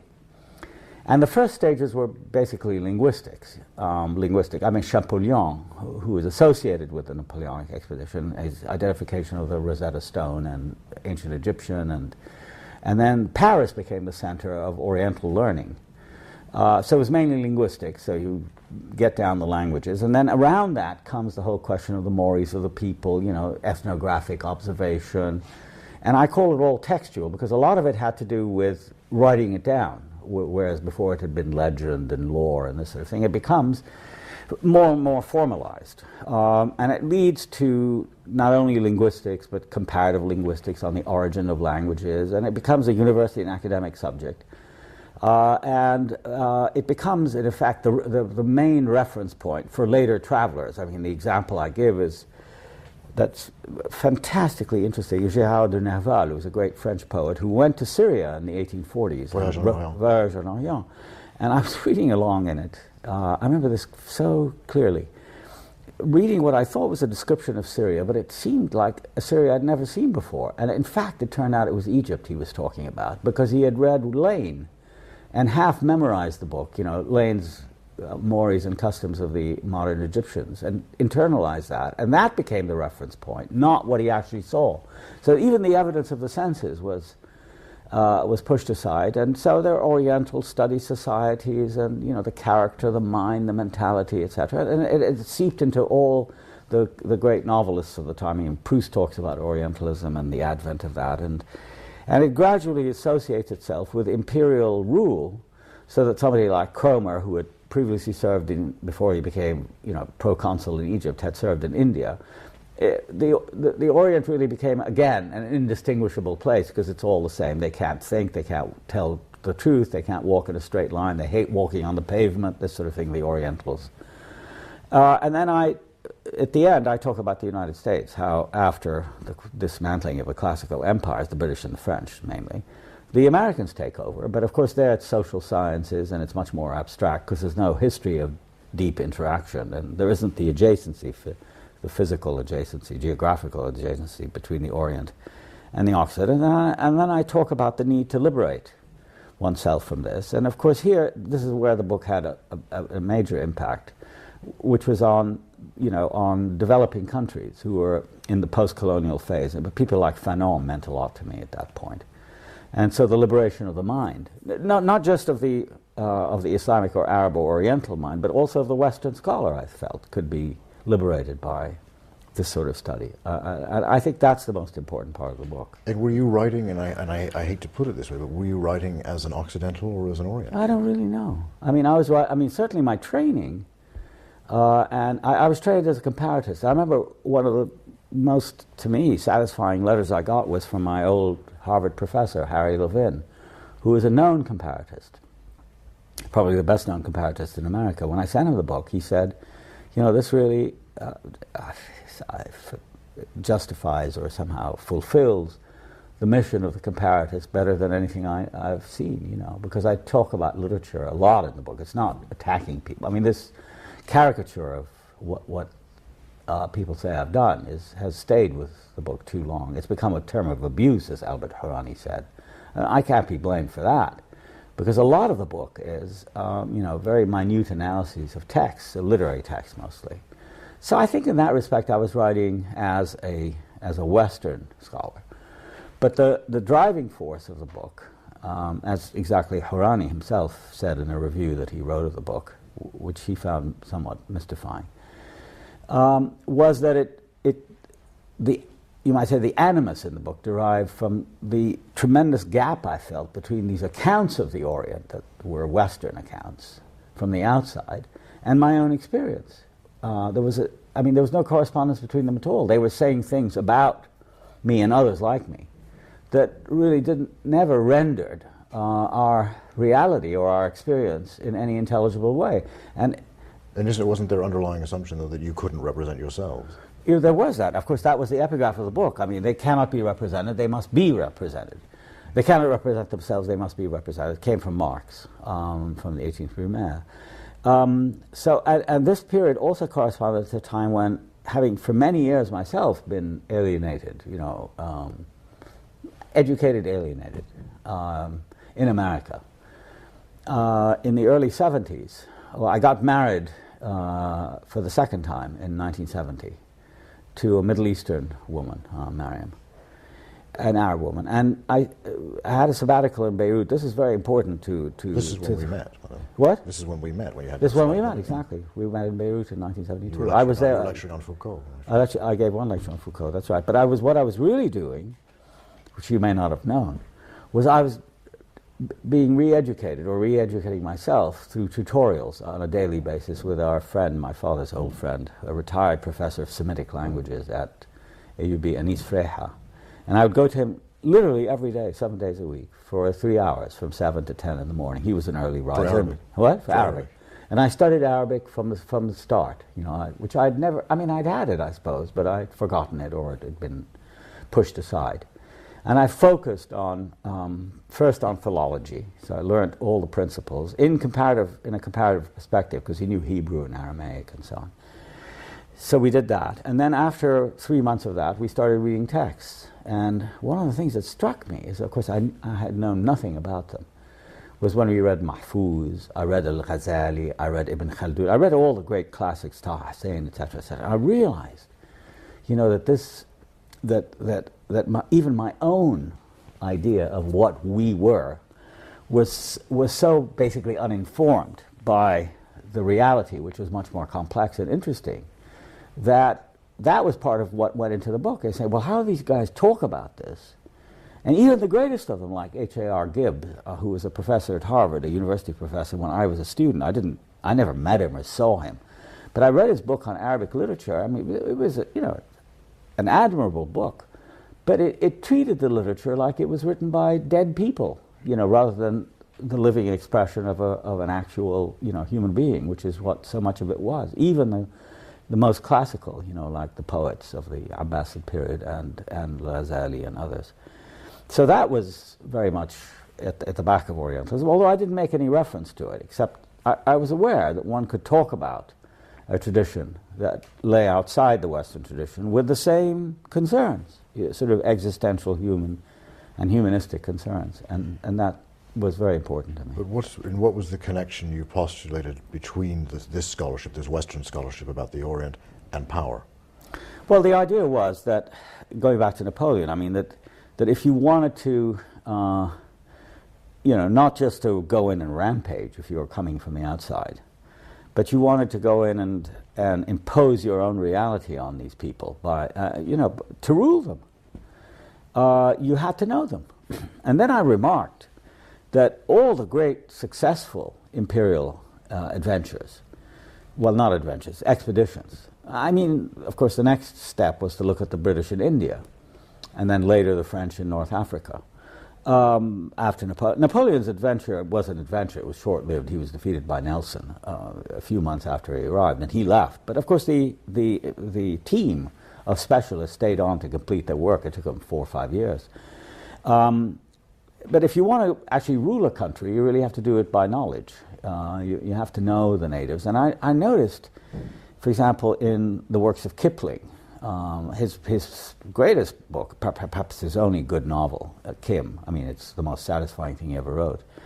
One of the main characters in the book is Colonel Creighton, who is, on the one hand, the chief of intelligence in India, but on the other hand is an anthropologist who's writing a survey of India. And that, the coincidence of knowledge and power, which is, of course, a theme developed by Foucault, had a very concrete embodiment in rule. And I felt that you couldn't really detach the circumstances of knowledge from the knowledge itself, that it was formed with the idea, in the case of, for example, Colonel Creighton of the British in India, there was always a dispute. I mean, do we rule the Indians according to their ways or according to ours? And Creighton and Kipling and others like them were the so-called Orientalists who said, no, we have to learn about them so as not to disturb their patterns of life too much, so they won't rise up against us. Let's keep them going. Then there were the others, especially the Americans later on, who, as we know, for example, from the Quiet American, the prescient novel by Graham Greene in the 50s, where the French leave after Vietnam. In Vietnam, right. And then the Americans come in with all these plans, a third way and all this sort of thing, in order to rule, so they become more American. So in that context, you see also the association between knowledge and power. And of course, there was a big argument around my book as to whether there is any such thing as pure knowledge. I mean, why can't you, for example, read Sanskrit and just be enamored of the language and that's it? Well, I allow for that, of course. I mean, people do things because they want to do them. They don't only feel they have to do them. But as I try to show, the context, certainly in America, which is the America I grew up in the Cold War period, was very much circumscribed by questions of competition with the Soviet Union, so that the study of Arabic, for example, or the study of Russian, but certainly of the Eastern languages, was tied up with questions of national security. An act was actually passed to encourage the study of languages like Arabic and fund them to enhance American security. So, there's you could love the language, but the framework is very powerful and impinging. And all I thought was to make people aware of it, that's all. I didn't have any particular thesis about how you should study, but that was later people. I mean, they tried to do that.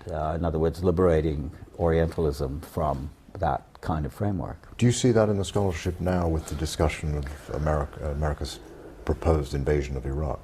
Yeah, I mean, I think a lot of well, perhaps not a lot, but I mean, some of the discussion against the war in Iraq comes from younger scholars who have had experience and have been influenced by Orientalism. And I'm accused of this, by the way, by the Israeli lobby, which is, of course, very, very much in America pushing for war against Iraq.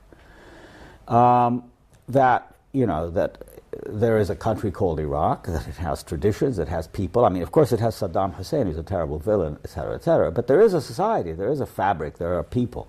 And that their existential realities taken into consideration. And all of these people, insofar as they know something about Iraq, have been influenced by the kind of questions I raised in Orientalism, 25 years ago.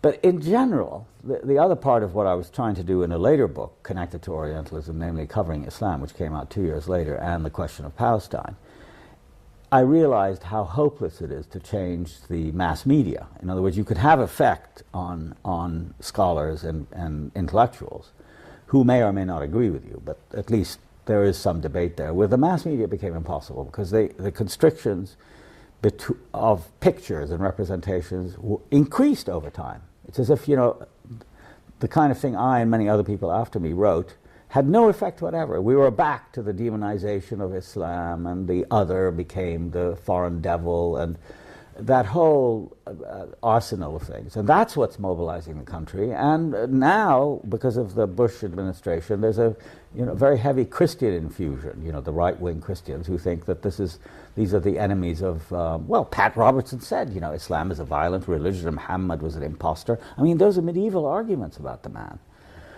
So that even as a secular person, which I am, I found them, impoverishing and terribly reductive.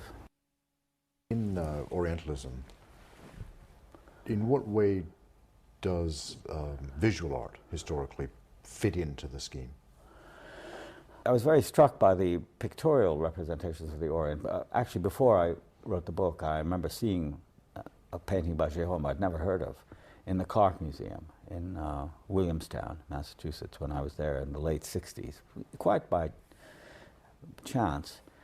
And I was sort of bowled over because of its representation of an Orient that I'd never seen, and probably it even outdid the Orientalist films that I grew up on, like the Arabian Nights and the films with Sabu and John Hall and Maria Montaz, Thief of Baghdad, all that stuff, which played in Cairo and Palestine, I remember, with great regularity, and they were among the favorite things that we could see because they were so romantic and so colorful. So the first thing was the color. These very rich blues and purples and sand colors, no trace of dust in any Orientalist painting I ever saw, which is what was the big element in our lives, was the dust.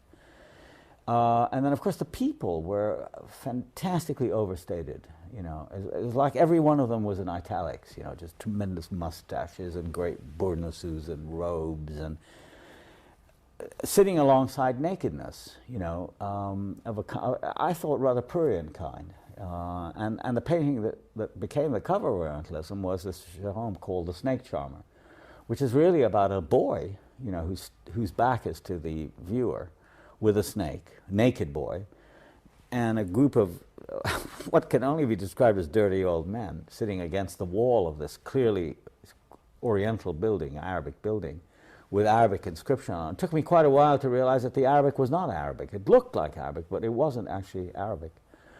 It was gibberish.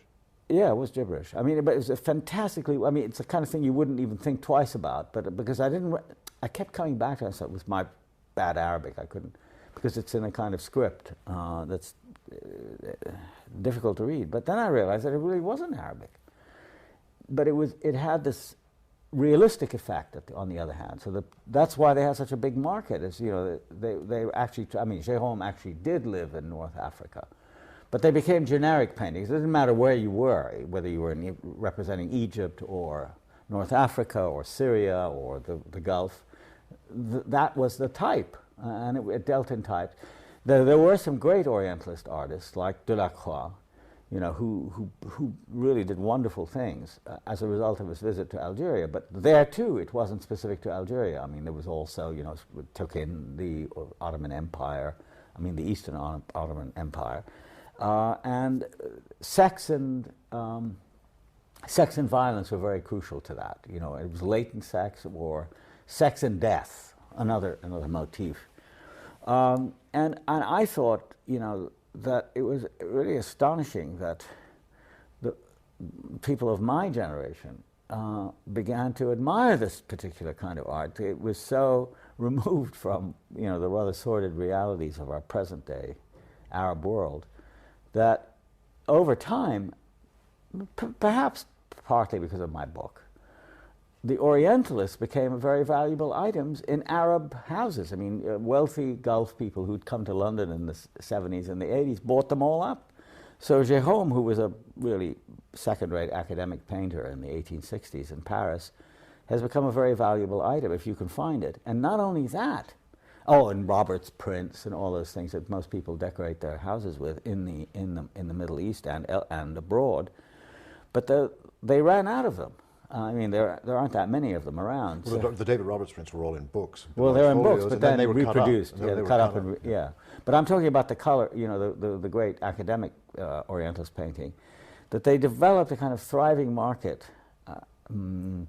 at lower prices by having pictures like that sort of copied and made in Beirut to sell in London as Orientalists, and, you know, copies and copies, and then finally they end up in Baghdad, because Baghdad after the Gulf War was, you know, ruined as a city, but it had a large population of draftsmen and painters, quite the largest in the Arab world, and they were dragooned into doing these paintings, and so you could buy them in London, not knowing that they were painted in modern-day Iraq.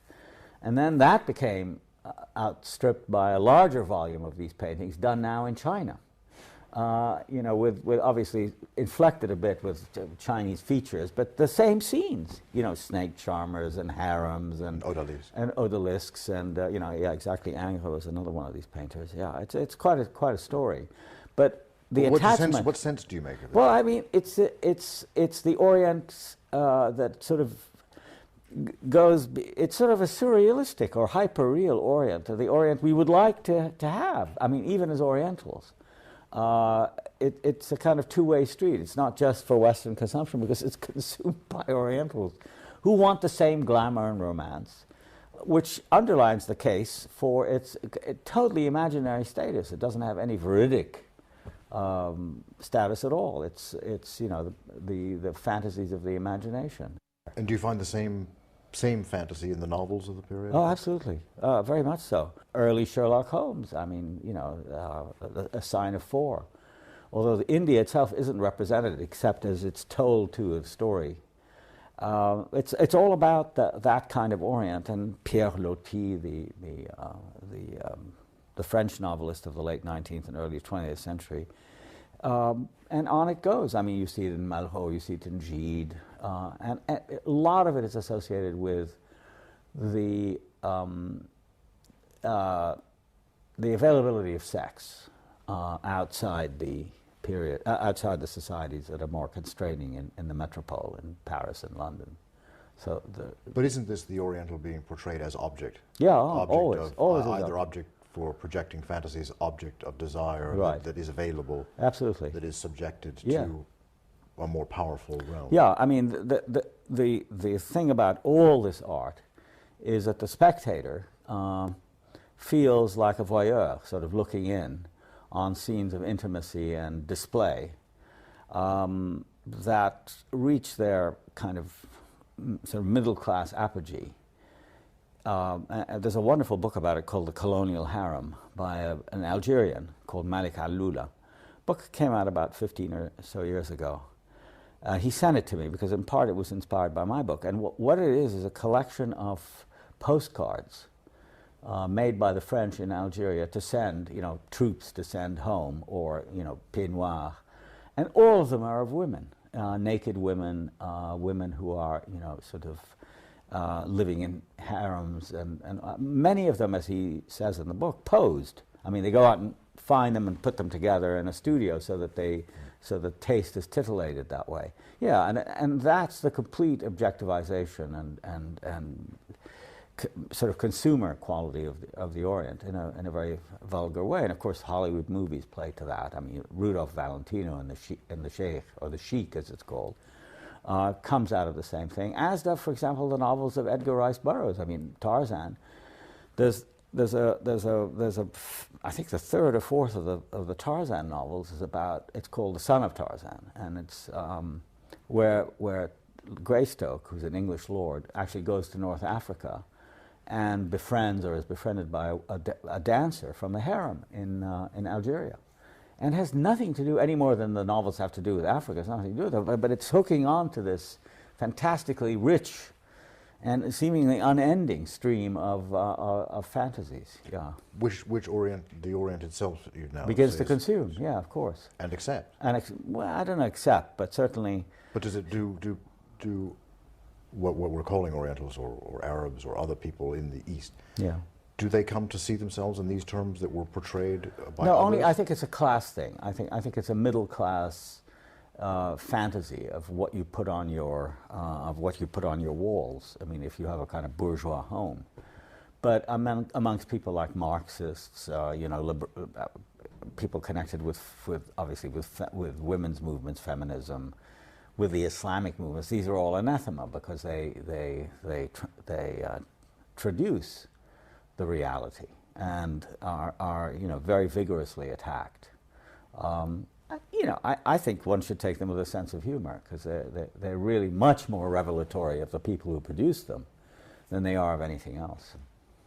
Now, from Orientalism to cultural imperialism, there was a lot of time it elapsed. You read the criticism of the first book and so on. In what way does it develop the original themes, and in what ways does it advance them? Is it an advance upon them? Well, in two ways. One, they were written about 14 years apart. I mean, Orientalism came out in 78, Culture and Imperialism in 92. In the meantime, I had written about 6 or 7 or maybe even 8 books on subjects having to do with Palestine, on technical literary theory and criticism, developing issues that I'd raised in Orientalism, which was really quite barren of machinery, critical machinery. I didn't go into, but I did in this. And for example, a book I wrote in '83 called "The World, the Text, and the Critic." I also worked with images in a book I wrote with the photographer Jean Moore. And I worked on the history of the intellectual in the Rees lectures I gave in the early 90s.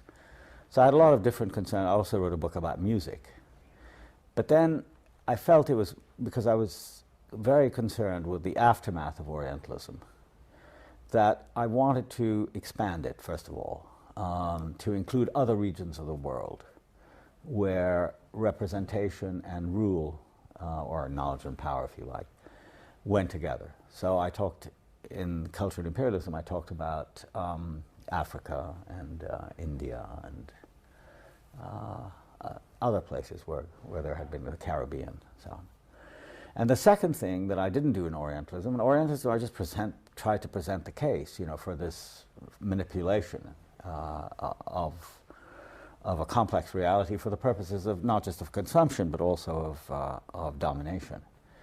But in Culture and Imperialism, I took the next step, which is to see, well, why did I think? I asked myself the question: why did I think that Orientals had simply accepted it passively? That was the impression I gave in Orientalism. But I realized then that by my writing the book, I had obviously tried to resist it. And I became very interested in the history of resistance. And that was a second addition to Orientalism, which was to look at opposition, both at home. There were dissenting writers and intellectuals and activists who always, and that was a major discovery, who always took their lead from the colonies themselves. In other words, that when there was a national movement in India, when the Congress Party was founded in 1880, then you start getting echoes of that in British society at home. That I found very interesting, the formations of anti-colonial movements, which happened all over the world, where, by the end of the 19th century, the European empires controlled 85% of the world, so it's impossible that everybody was just submitting blindly to it. And I found also tremendously interesting the reflection of one region on another.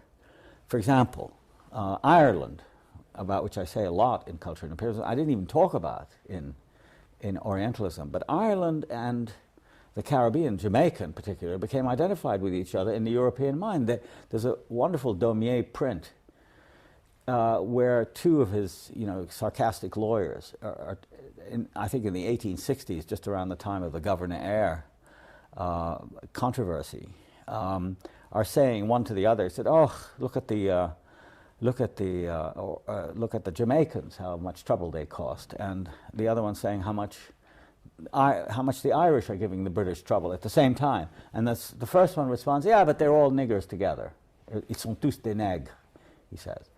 So, that became very interesting, and the cross back and forth, where you get exceptional figures like Conrad, in the early 20th century, or at the end of the 19th, in a book like Heart of Darkness, where he's making the point that not only are these horrible things going on out there, but their origin may in fact be in our own hearts back here in London and Brussels and so on and so forth. And so I dealt with all of that, and then I also dealt with the emergence of, I guess, what you could call a kind of liberation theory, which comes out of nationalism and the movement for self-determination and independence, which is where the Congress Party takes over from the British in 1947. But there are prescient figures like Tagore, who understands that nationalism can't be an end in itself, and also Fanon. Unfortunately, there isn't much literature about that. And I try to supply some of that. In other words, why nationalism itself is not enough independence. And of course, that was reflected in my own work and affiliation with the Palestinian movement, where I saw it being transformed willy-nilly from being a liberation movement into an independence movement, where there was an idea about a new kind of polity, where Jews and Arabs could live in a kind of secular democracy, turning into a kind of separatist thing.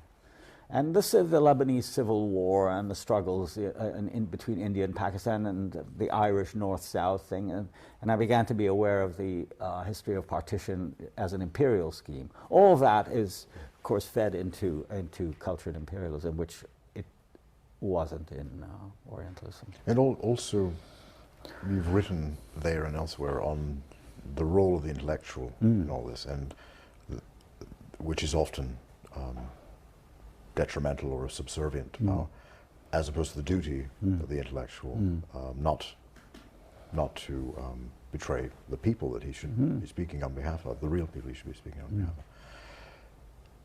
With that in mind, I remember that in America, the United States' first imperial adventures in the Philippines, when it was conquering the Filipinos, something came into being called the Anti-Imperialist League, which many, William James, Mark Twain, many American intellectuals joined.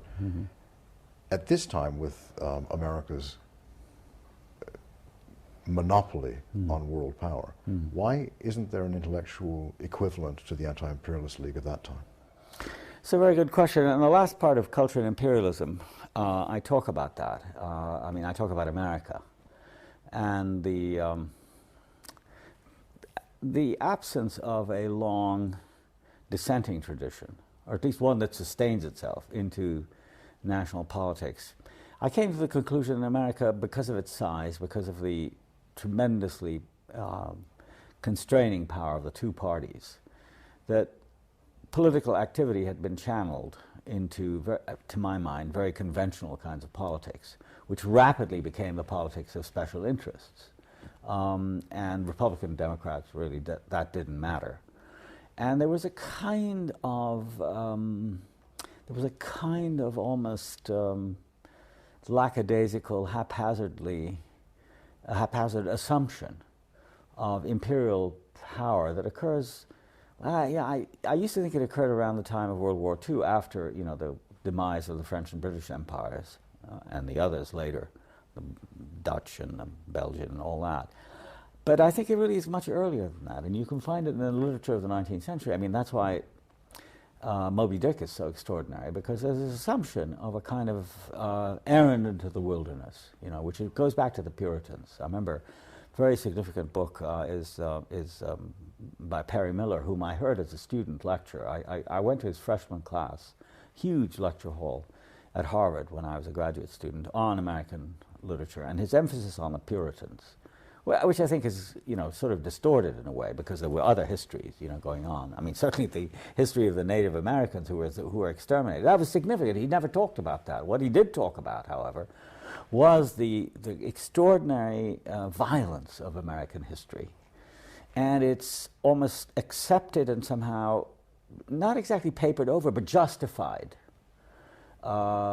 religious application in this notion of exceptionalism, the errand into the wilderness, the madness of Captain Ahab, who will go after the white whale, even though destroyed his family, he destroyed his ship, destroyed him, tore half his body off of it. But the last scene of the novel, he's going off, tied to the whale, to his destiny, which he thinks is fulfilled in this kind of Well, I found the same thing in America, where on the one hand there's a kind of apocalyptic sense of our mission to kind of rule the world, but also the assumption that we're good, that nothing we do can be criticized, because somehow we're altruistic. And I found this very troubling assumption that whereas we assumed that the Russians were, ruling by design and taking over countries and whatever it is that they did, and the Arab nationalists did the same thing and so on, Americans never did that because we didn't have an empire, and we didn't really... Russia invaded Afghanistan, but America had a presence in Vietnam. Well, that's it, exactly. And the presence was, benign one. I mean, we were always there to bring democracy, to modernize, to show people the way of America, whether it's through Coke and McDonald's and blue jeans and all the rest of it. And so many people... And there I found the provincialism of the American intellectual is such that they were, really insulated from the depredations of American power throughout the world. That's number one. Number two, the geographical spread of the country was such that there was no coherence to an intellectual movement of dissent on imperial grounds. I mean, it happened during Vietnam because so many Americans were being killed, right? But if they weren't being killed, as in Iraq during the Gulf War, which is what my book, Culture and Imperialism, ends with, then it's it's not as important a matter as your own career in the university. And of course, a lot of intellectuals in America are academics, and there isn't much of an affiliation with other groups in other countries. I mean, you do see it a bit in the African American community, where there's an interest in obviously American policy towards Africa, the Chinese American and policy towards China and India and so on and so forth. But what I found was really missing and terribly important was a general movement, an anti-imperialist movement, which is never beyond the early examples you mentioned of Twain and Dewey. But that movement had over 300,000 members. Yeah, I know. It was an important movement, but it never, it lasted for a while, but it didn't have a kind of presence in the society that the American empire does. I mean, especially after World War II, where we are literally, there are American troops now in over 150 countries all over the world, and so you can't think of it as just a series of sporadic interventions, which is what the media allows you to think, that if we're not showing pictures of what happened in Somalia or what may be happening in Zanzibar, which is in fact happening, there are troops going there now, then it's not happening. We don't need to pay attention to it. And that I found very troubling. Well, the British Empire portrayed itself in the same way, sort of muddling. Yeah, they all do the same thing. They all do the same thing. Somehow they ended up holding on the cards at the end. Well, there is a lot of muddling. There's no use pretending that it's a well-oiled system that simply goes on. But a lot of it has to do, I think, with personal advancement. But why do so many, a question I ask myself, why do so many economists and political scientists and sociologists and so on, why do they think that it's important to be in Washington? Why do they want to address their stuff to, the whole question of policy in America, this didn't really exist in England because there was a class associated. In America, it's this general aspiration of academics that they want to be policymakers, they want to be involved in the making of policy, and so there's something on the Kissinger model. And they believe really in something called the marketplace of ideas, that it is all part of freedom and democracy, that it's done by the market. And very little attention is paid to the rather more sinister formations that exist for instance, there are 500 congressional districts in America today. Every single one of them has a defense industry in it, of some kind, so that spending on defense, the enormously inflated defense budget of almost $400 billion, is not connected to questions of empire and defense, but rather connected to jobs issues. I mean, those kinds of arguments are very difficult to sustain in America today. I mean, somebody like Ralph Nader in the 2000 election tried to do it, but he was thought of as a renegade, a man who was actually damaging the Democratic Party, which to me was indistinguishable from the Republicans. And I'm not sure that since the September 11th it would have made much difference whether it was Gore. Probably Gore would have been worse than had he managed to pull out the election than Bush. But certainly the absence of a discourse of dissent, intellectual dissent, is highly marginalized in American society, and in the end can be identified with individuals rather than with movements. When you talk about Britain, anti-colonial movements growing up in Britain in response to the establishment of the Congress Party in India or in South Africa and so on.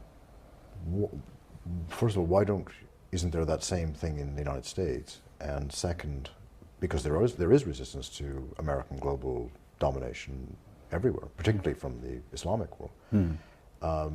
Why don't we see that? And second, do you see somehow in a book like The Quiet American the portrayal of the differences amongst the three empires, and there are three different ways of doing things with Fowler, the French, and Pyle representing this altruistic but harmful American in Vietnam, and the French being somehow wiser and the British standing back and observing. But I want to ask you about it both in literature and in reality.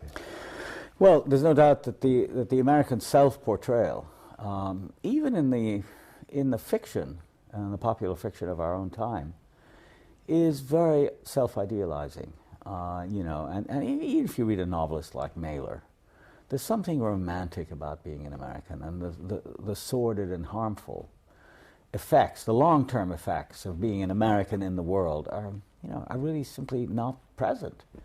And if you think of the major novelists of our time in the United States, you'll find that most of their work really concerns only America. I mean, think of Faulkner. Faulkner had no interest whatever in the world outside really the South. I mean, he's a very great novelist. I'm not trying to put him down. And in the case of Hemingway, I'm just thinking about the classics. I mean, Hemingway was interested in the rest of the world, but really in very limited terms, having to do with hunting and sort of manhood and virility and this sort of thing. And then in our own time, people like Mailer and Roth. Roth is one I think deserves a Nobel Prize. He is so much really the quintessential American novelist. But there too, except for a few scenes in some of his novels having to do with the West Bank, where he talks about Israel. Well, I was thinking of the Zuckerman books, where he refers back to it, because he went to... No, there's whole scenes on the West Bank amongst the settlers. He's very interested in the settler movement. But I mean, it's really seeing Israel as a part of America, and crazed part. I mean, it's really very devastatingly critical. Yeah, there are some scenes set abroad, but not in the context of empire. Which is what somebody like Green does, and obviously before Green, Conrad, Kipling. There's a whole tradition of that. We don't tend to think in those terms, in America. I don't know. I don't quite understand it, why that should be so. And Bellow, the other Nobel Prize winner, for him, Europe represents basically the Weimar Republic. I mean, it's very sentimental, and I think rather false picture. He's a much less interesting figure to me. So I think the concern is always very much more narcissistic amongst Americans, and where there isn't much intercourse between, except in a novelist like Pynchon, but he's so eccentric that you really can't generalize. Who really does seem to talk about Africa and the rest of the world in great historical, sort of Melvillian terms, let's say. But he's an eccentric. He isn't part of the mainstream. He isn't somebody who people read.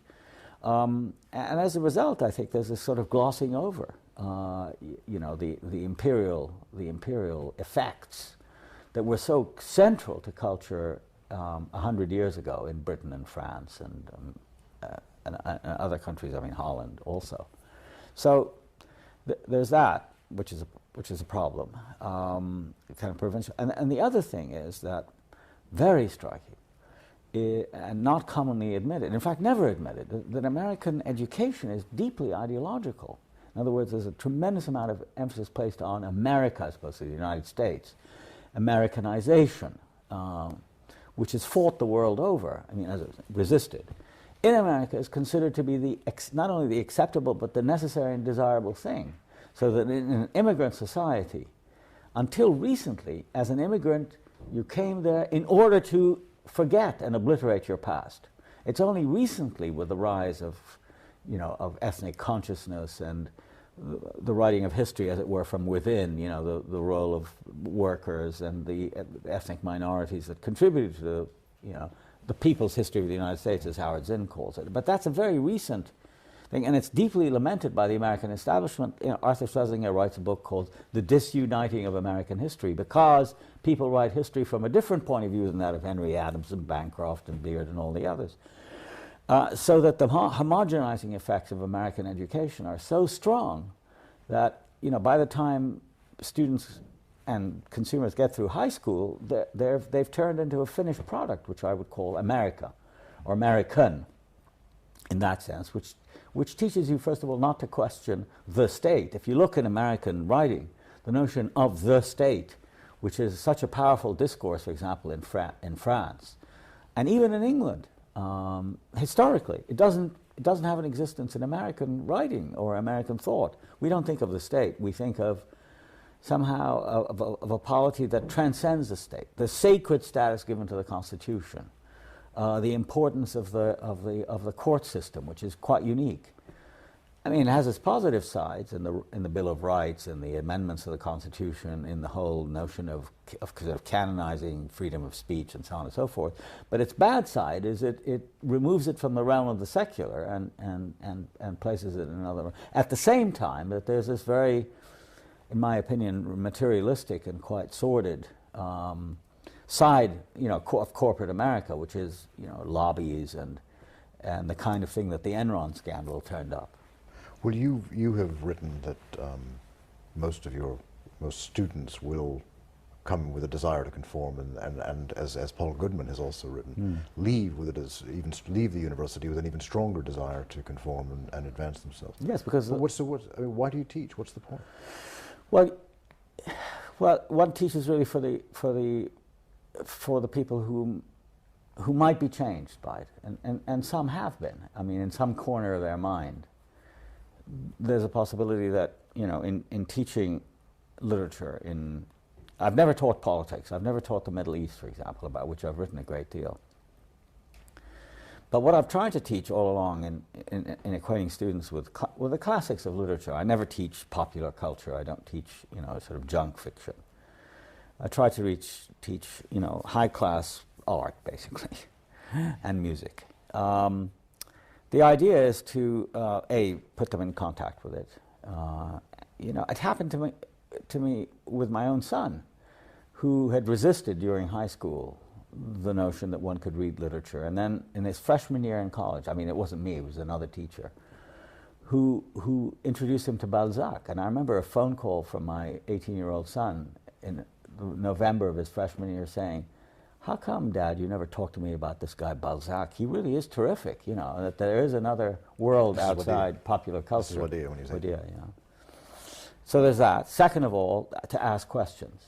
I spend a lot of time, as I grow older, making it obvious to the students that I don't know all the answers. In fact, I'm puzzled by passages in Hopkins or T.S. Eliot or Wallace Stevens or, so the thing of asking questions and not exactly raising the level of suspicion, but certainly troubling the mind rather than allowing it to be settled with questions and so on. And I spend a lot of time attacking doctrines and orthodoxies and dogmas. What good that does, I don't really know, but I mean, I think that it marks some students. So it's not really a major effect. But it's not entirely futile. No, I don't think it's futile, and I enjoy it. I mean, for me, it's terribly important, and the writing is also very important for me because because of the internet now reach a large audience in the Arab world, which is what interests me the most. I'm interested in influencing opinion there. And trying to explain Arabs to Americans and Americans to Arabs is worth doing if you can manage it. And I've been very lucky that way, that they've given me a platform to do it in. As to the question of what one does and as to results, I like the idea of having more than one audience. I mean, the internet and the fact that now I write regularly for an Arabic paper, which I've been doing for the last 12 or 13 years. The discipline of appearing, which is terribly important, and you have the chance to do that. But in the final analysis, I realize that I'm not that anxious to satisfy my audience. In fact, or whoever reads me, and the same with the students, I think I'm much more interested in provoking and even stimulating resistance to what I'm saying than I am to giving them stuff that will amuse them or to keep them sort of interested. And I prefer that kind of, well, I guess it's a form of intransigence to the other kind, which is to work in cliches and in the known avenues. And the fact that I'm a literary person writing about hard politics a lot of the time, and that my stance is quite clearly oppositional. I've learned from people like Chomsky and Alex Coburn really to name the names and cite the figures, so that in the end it isn't the audience that matters so much as the material. It's the subject that matters much more. And in the case of the subjects that interest me, they're also difficult subjects. I'm very attracted to the difficult as opposed to the comfortable and I'm much less interested in affirming than I am in negating or in some way being negative. So that the topics that historically I've always been associated with have been modernist literature, which is defined as difficult, the question of Palestine, which is not only difficult, it's almost impossible. But in that case there's also a human dimension, which is my own experience, and which I don't really talk that much about, but it's there. And my relationship to people and my responsibility to people in very difficult, if not impossible, situations. The role of the intellectual, who is, by my definition, can't be organically connected to what she is writing about, but really is writing in sense of opposition. Music, which attracts me not because it's soothing. I can't listen to music and do anything else at all. It's especially when I'm ill.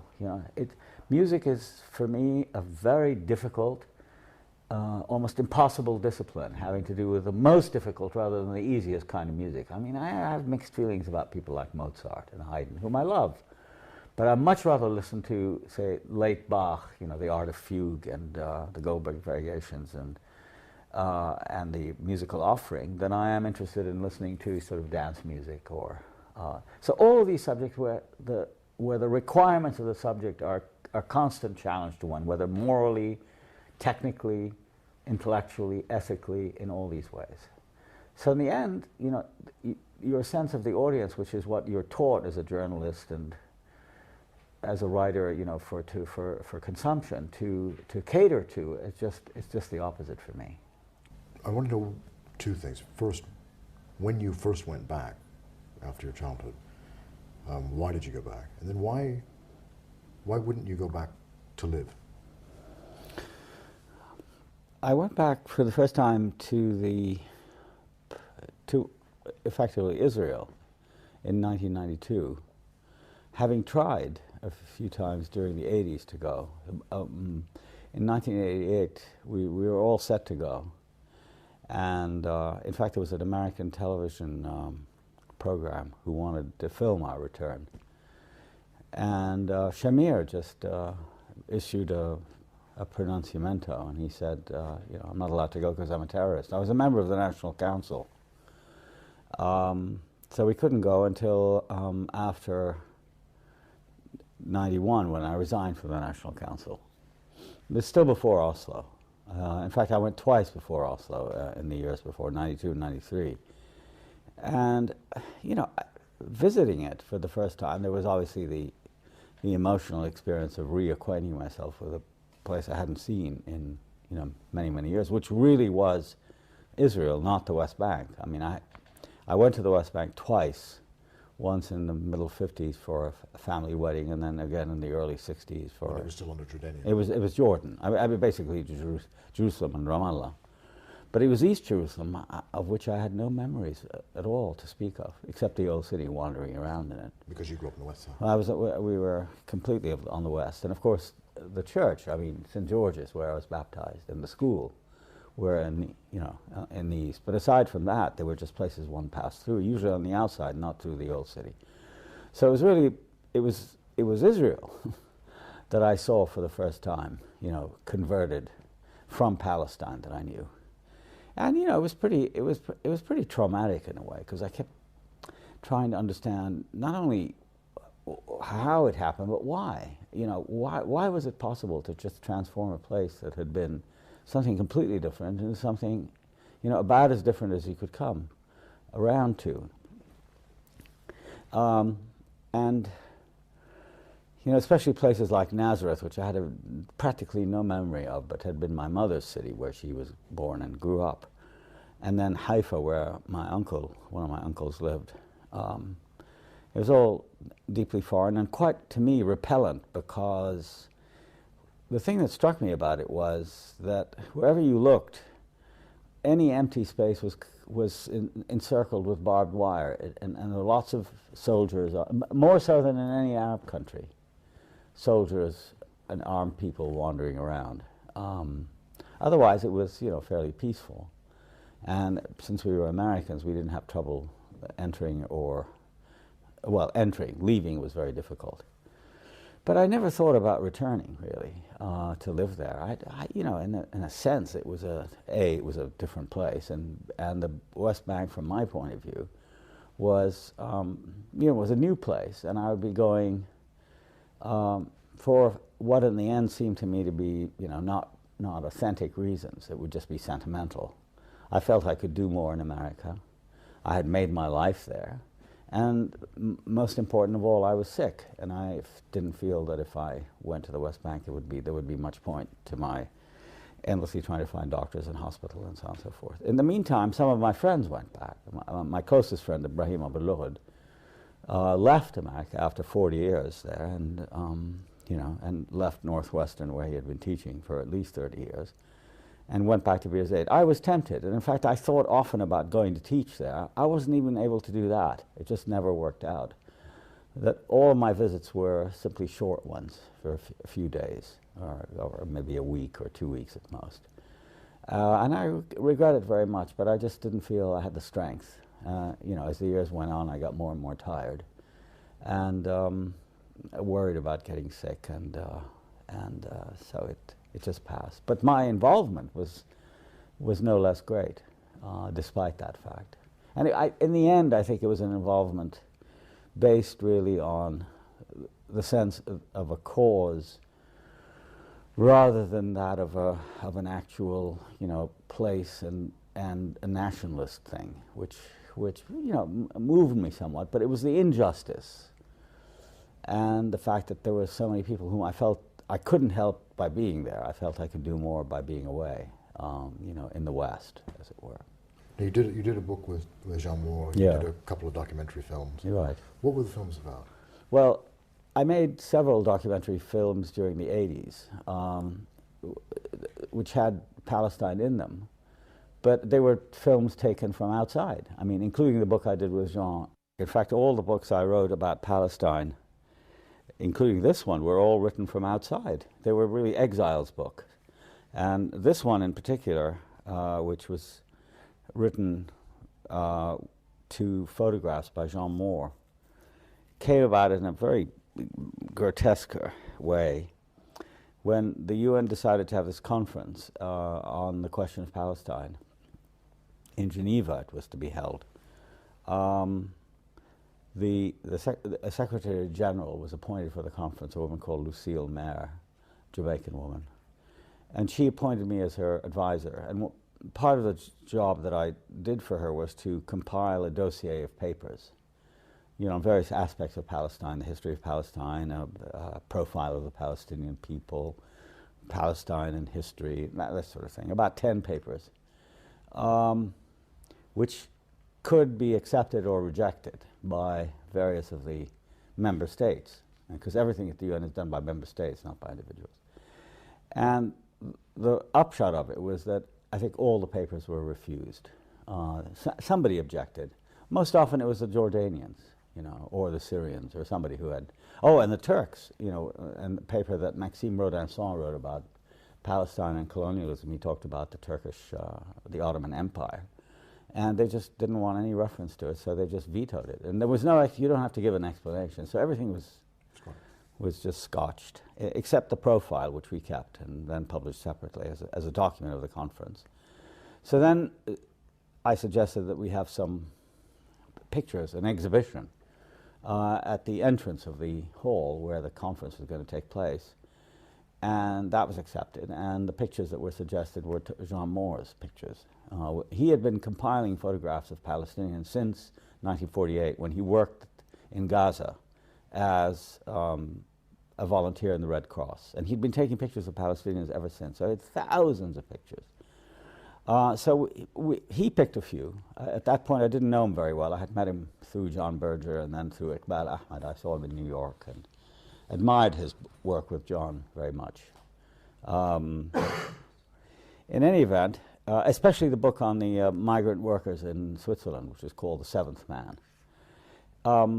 So we picked the pictures. There were maybe 10 of them. They were blown up, to wall-hanging size. And I wrote captions for them, to explain what they were. Just, Palestinians in the refugee camp in Beirut, or Palestinians going to work in Nablus, or stuff like that. And they were all vetoed. They would accept the pictures, but not any of the captions. Because it turned out at this conference that it was impossible to actually talk about Palestinians as a group.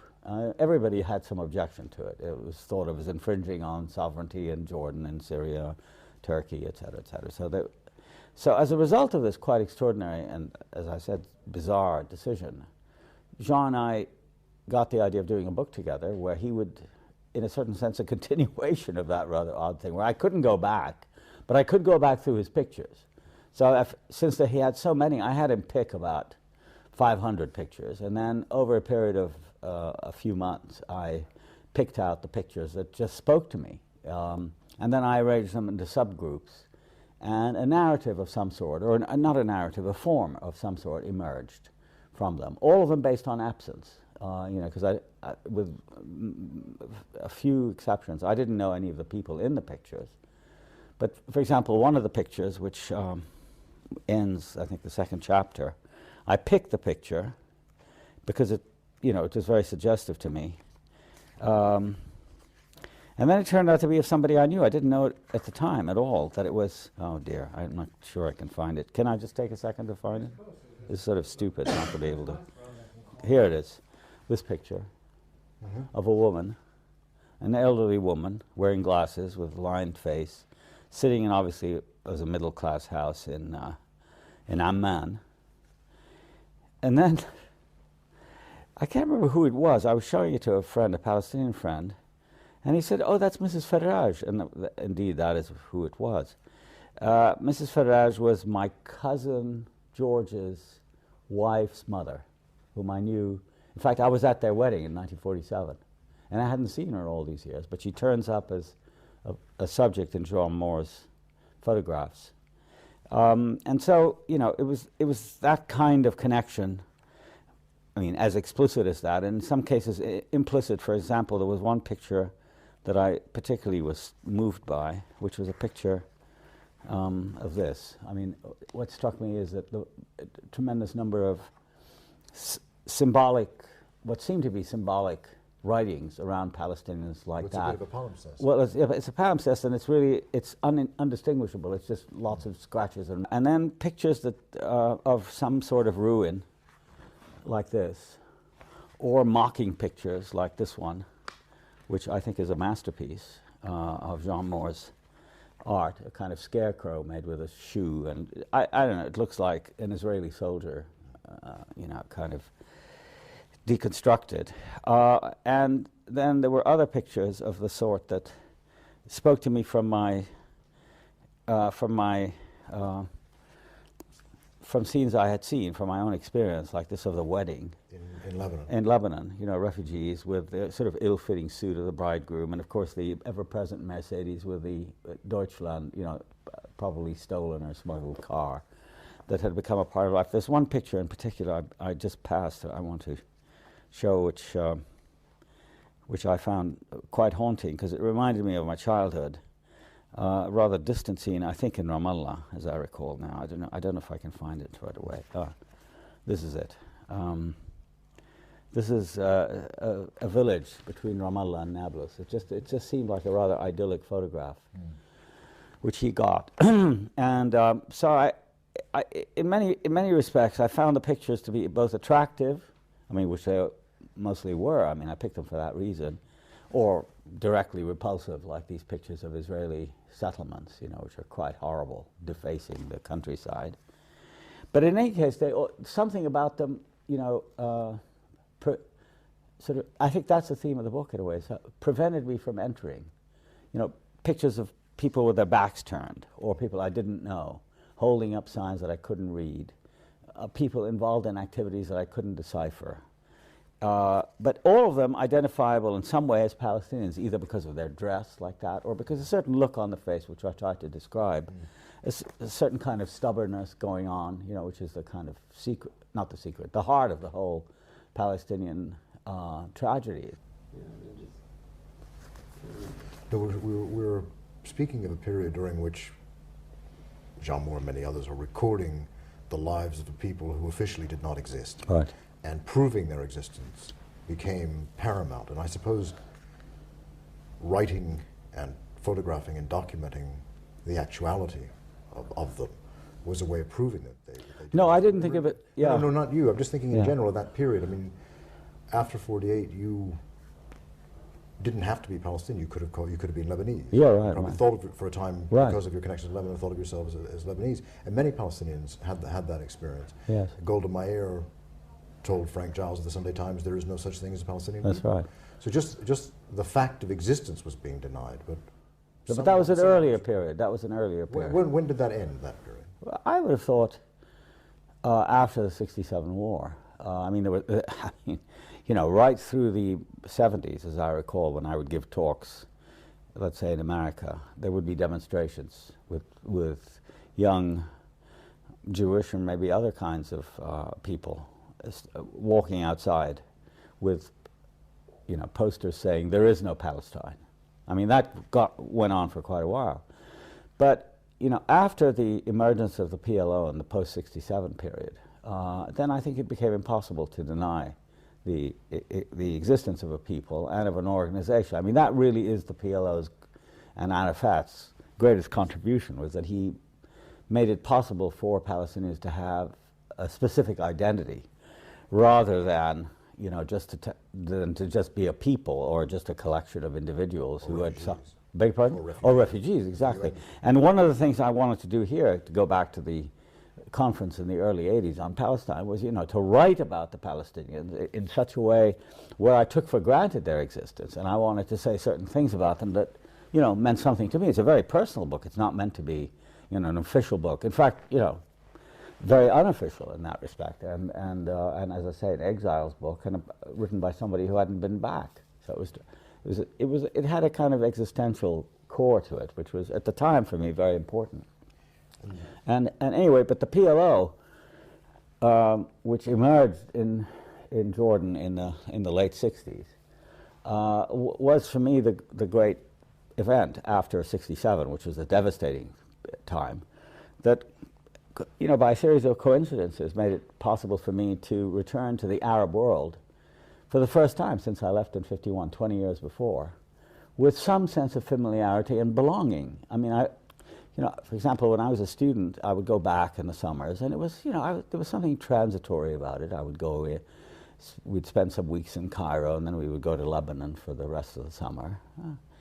And, you know, gradually I became involved in my own sort of professional career and whatnot. And then 67 happened, and I started meeting people at the UN. We would gather there in great helplessness. There was not much to do. But it wasn't until 68 and 69 that I suddenly found myself going to Jordan, which I'd never been to before, although a large number of my relatives who were expelled in 48 ended up in Jordan. So I got reconnected with them, and in the process, it happened that the PLO was becoming a visible and rather powerful force there. And I met relatives of mine, like Kamal Nasser, whom I'd seen in Cairo in the 50s as an exile from the West Bank, who is now the spokesman of the PLO. And Hanna Mikhail, another friend of mine whom I had, we were contemporaries in school. He had been at Haverford, I at Princeton, and then we were together at Harvard, had been teaching at the University of Washington. He went back and volunteered and became a member of Fatah and continued working with them until he was killed in 1976. So those kinds of connections meant a lot to me politically. And then I got remarried in 1970 to Mariam, who lived in Lebanon, and then I reestablished my, a rather more complete contact with the Arab world. What happened to Kamal Nasser? Well, Kamal Nasser is quite extraordinary. It was that year that I mentioned earlier that I had a sabbatical in Beirut, and he was often in Beirut, and in fact lived there. He would travel somewhat, but most of the time he lived in Beirut, not far from where we lived in Verdun section, not far from Ras Beirut. And I remember very clearly the evening. It was in early April, and we had spent the evening with Kamal and his cousin, who was married to my cousin Sylvia, and Albert, my very close first cousin and second cousin. And then we got word that my aunt, Nabiha, who had been living in Jordan, had died. And so Albert and I decided to go to Jordan that night to attend the funeral and then take her. That was the closest I came to going back to Palestine, to take her to Jerusalem to bury her. And I got permission. My name was put on some list. But Albert and I, in the middle of the night, got to the Syrian-Lebanese border, and I discovered that by mistake I'd taken my son's passport instead of mine, and so I couldn't continue. I came back. And Kamal had gone off. He had spent part of the evening babysitting for Albert and Sylvia.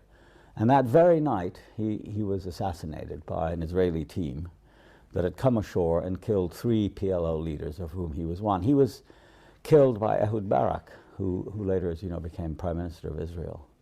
And it was an extraordinary moment that he was killed as, of course, the habit has gone on of these extrajudicial killing of suspected terrorists and all the rest of it. But in a vindictive and humiliating way. He was apparently shot in the mouth because of his eloquence.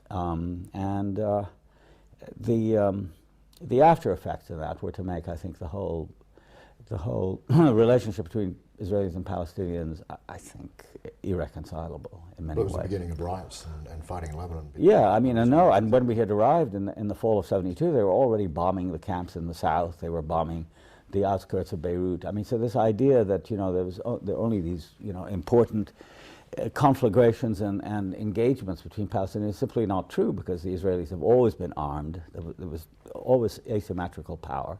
And they've always used their enormous military power, derived from, paid for by the US, against unarmed civilians, and shooting down schools and refugee camps and hospitals. I mean, those were occurring all the time we were there, but always at a convenient distance so that you could, think they were not taking place.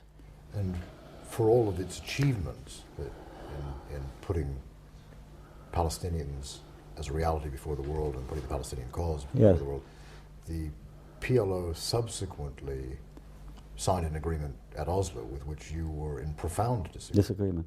Well, one mustn't forget what happened during the rest of that decade of the 70s. I mean, the PLO for the first time established Palestinian institutions. So there was a research center, there was a health service, there was a sense in which we had become a kind of nation in exile or in waiting. And this was also the period where we were two things at the same time.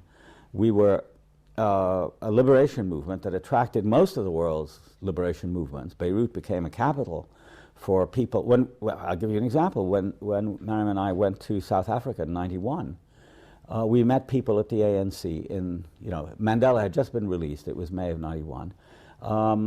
And we went to the ANC headquarters in downtown Joburg, and we saw people that I had seen in Beirut in the '70s who had come there when the ANC was, outlawed in South Africa. Many of the Sandinistas turned up, various people from Ireland, Cubans, and so on. And also on the other side, Carlos. That's always been there. All those people, right, of course. And in a certain sense, I regretted that aspect of the PLO, which was particularly, I think, allowed by Arafat in the '70s rather. That is to say, many factions, and he would play them off against each other. There was never, like the FLN, whether the Algerian or the Vietnamese, a kind of central thing. It was always factions, and there was a Syrian faction, there was an Iraqi faction, there was a Marxist-Lenin, and so it was a chaos, but it was in many ways a rather creative chaos, with regrettable and unfortunate sides, until '82, at which point the siege of Beirut took place and the PLO was banished. And Arafat became an exile for the next 10 years. And during those 10 years, during the '80s, he was in Tunisia, and being a member of the National Council, and I knew him quite well, I went often to Tunisia, whether for meetings or to talk with him. And my main concern was was to try to inform him and his people about the United States. I already in 1979 in Beirut had given a lecture in which I forecast, I won't say prophesied, but I forecast the fact that they would be negotiated with the Americans in a matter of time, because it was inevitable. And no matter what the Israelis did during the Intifada, for example, the first Intifada of the late '80s, '87 to '92, they were never able to dislodge the PLO, even among people on the West Bank and Gaza. They tried, for example, it was the Israelis who encouraged Hamas and established it. Peres himself was in charge of that. And the Islamic University in Gaza. All of that, as alternatives to the PLO, but that simply strengthened the PLO. I mean, there's this thing about Palestine. I think most people who are oppressed will resist by being, more stubborn in their beliefs and convictions, and wanting to go on. And all the efforts that were made to get Palestinians to move never succeeded with the Palestinians of Palestine. The Palestinians in Jordan, who were driven out in '71 by Hussein and by the Hashemites, and then again in '82 by the Israelis, ended up, one has to say it, ironically, by returning to Palestine, which is what happened with Arafat. But I knew that the U.S. was going to play an important role, and what I was very early struck by was the fact that not just the PLO, but most of the Arabs, the educated Arabs, many of whom had been in America, educated in America, whether they were Egyptian or Syrian or Iraqi or Lebanese or Palestinian, really didn't, in my opinion, have a deep enough understanding of what America was and what it would be like to negotiate with them. Of course, we had examples.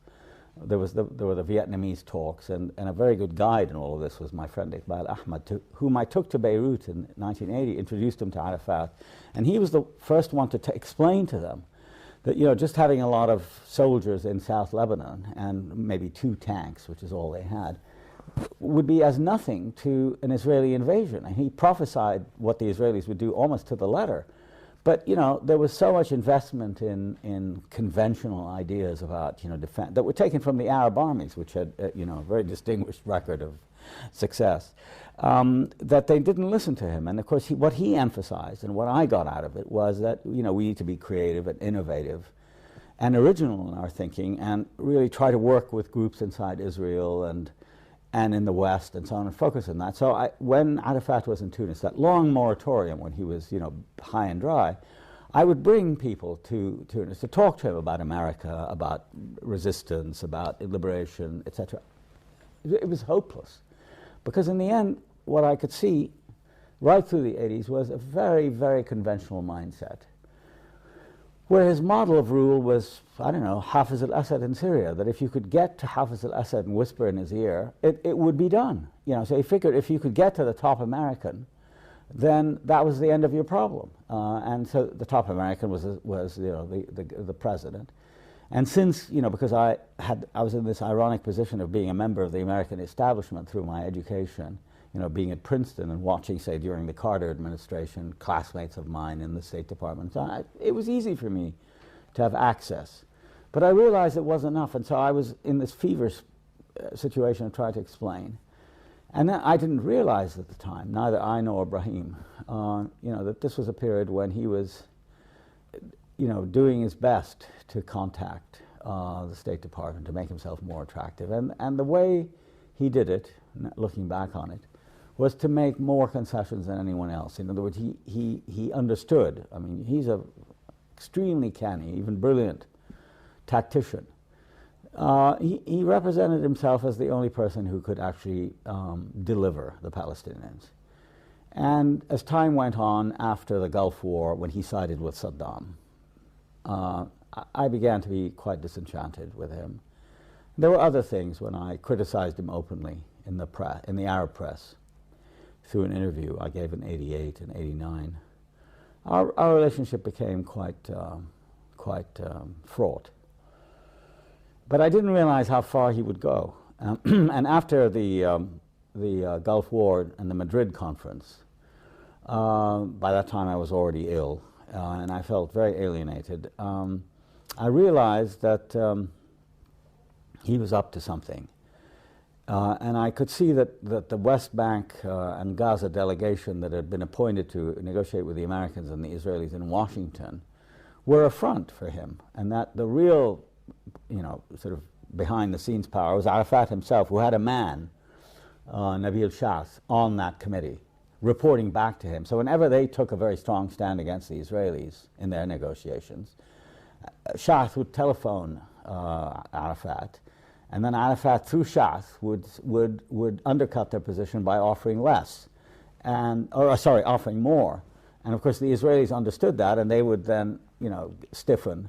And gradually he drew the Israelis to him, and then, as you know, they started having these secret meetings in Oslo and in Cambridge, Massachusetts. There were a whole set of meetings that took place in '92 that led finally to Oslo and the signing on the White House lawn in September of 1993. Now, most of the world praised that signing and said, and possibly even believed, that it was peace at last between Israelis and Palestinians. You were one of the few Palestinians, Haider al-Shafi was another, to say, no, this is a sham. But why did you say it was a sham? Well, because I knew what was in the text. I mean, I remember talking again to Nabil Shaath, who was not at Oslo, but he had been telling me how much the Shamir government was sort of blocking any agreement during the ongoing. Of course, I didn't realize that he was feeding Arafat all this stuff, and that he was taken quite by surprise. But he immediately, being the loyalist that he is, put a very bright face on it. He said, that they've done it. I said, listen, Nabil, I've seen the text.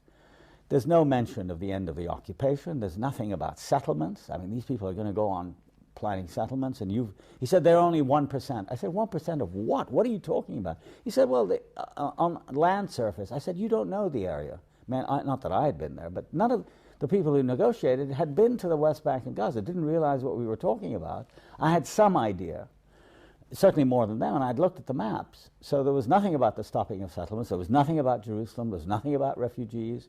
There was nothing about sovereignty. It was a complete sham, I thought. I was outraged by the document, and I was astonished at the lengths to which Arafat went to market himself as an apostle of peace and the man who was finally, reconciling himself with the Israelis. That was number one. And number two, I also had spent years studying the Israelis, and I realized that if they were going to be as concessive as the world seemed to think, they would have said something more explicit. All you had to do was look dramatically, as it were, at the two documents, the letters that were exchanged between the PLO and the Israeli government. The Israeli government letter to the PLO was 1.5 lines, in which it says, the government of Israel recognizes that the PLO is the representative of the Palestinian people. Sincerely, Rabin.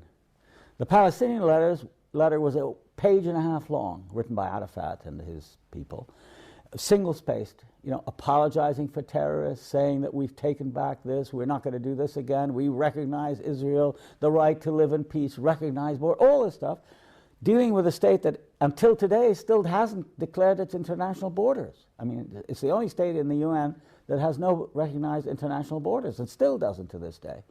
And this apologetic stuff from them, and they got, very, in my opinion, very little in return.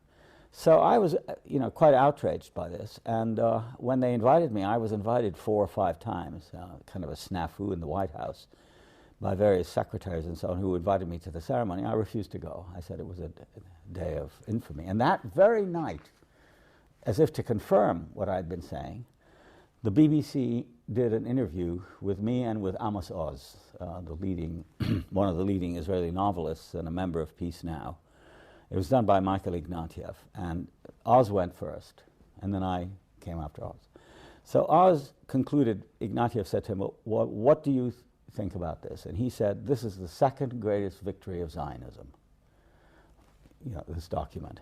And of course I knew what he meant, that it was a victory, that they had, sort of seduced the Palestinians into basically giving up and signing everything over on placing all their hopes on the Israelis and the Americans, who, if you knew anything about either, certainly didn't have Palestinian interests at heart. And of course I took off on that because my interview came after, and I went into all of these things. And of course from then until about 1995 or 6, I became an enemy of Arafat, and people would badmouth me, and they say that I'm a wet blanket, and I was jealous because I hadn't been given a ministerial job. And that was the last thing in my mind. I didn't want to work in a position of that sort.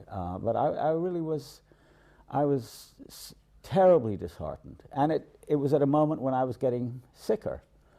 But I felt that it was a moment where you had to either have determination and press on, even if it meant quite literally for years being alone and attacked. And my books were banned by Arafat in 1996. I remember you were in the unusual predicament of having your books banned by Arafat in the Palestinian areas, but not banned in Israel. Not banned in Israel, exactly. I mean, it was quite terrible. And not only that, but to show the mendacity of the regime and the kind of mentality he established. He taught Palestinians how to lie. I felt that the person who signed the edict against me, banning my books, refused to acknowledge that he signed it. And a couple of years later, this is in '96. A couple of years later, I ran into him in the American Colony Hotel. He was a minister in Arafat. He's still a minister in Arafat's government. And I said to him, "How could you do that?" He said, "I had nothing to do with it." I said, "But it was signed on stationery from the Ministry of Culture and Information, and you're both." He said, "No, I had nothing to do with it. You've got the wrong idea." And even friends of mine who were in the government said, "We know nothing about this thing." But wherever you went, you couldn't get the books, or my books were, because they were in Arabic. That's it. They had been translated from English, from my columns, put together in a fairly cheap edition, all about Oslo, from Cairo, and they were immediately distributed all over the West Bank. So that went on until it became intolerable for most Palestinians, and gradually the tide turned and opinion went my way. Because circumstances got worse. Yeah, circumstances got worse. And Arafat and his people tried often during the 90s to arrange meetings with me, etc., but I refused to have anything to do with them. I remember once somebody asked me this on an American talk show. He said, "Well, what are your relationships with Chairman Arafat?" Because I used to be known as Arafat's man in New York during the 80s. And I said, "Well, I have nothing to do with him. I think, he did something very bad. And is he in touch with you?" I said, "Yeah, he's in touch with me, but I don't answer." "Well, doesn't that show that he's a more decent person than you are?" I said, "Yeah, I suppose he is. He's a great man, and I'm not."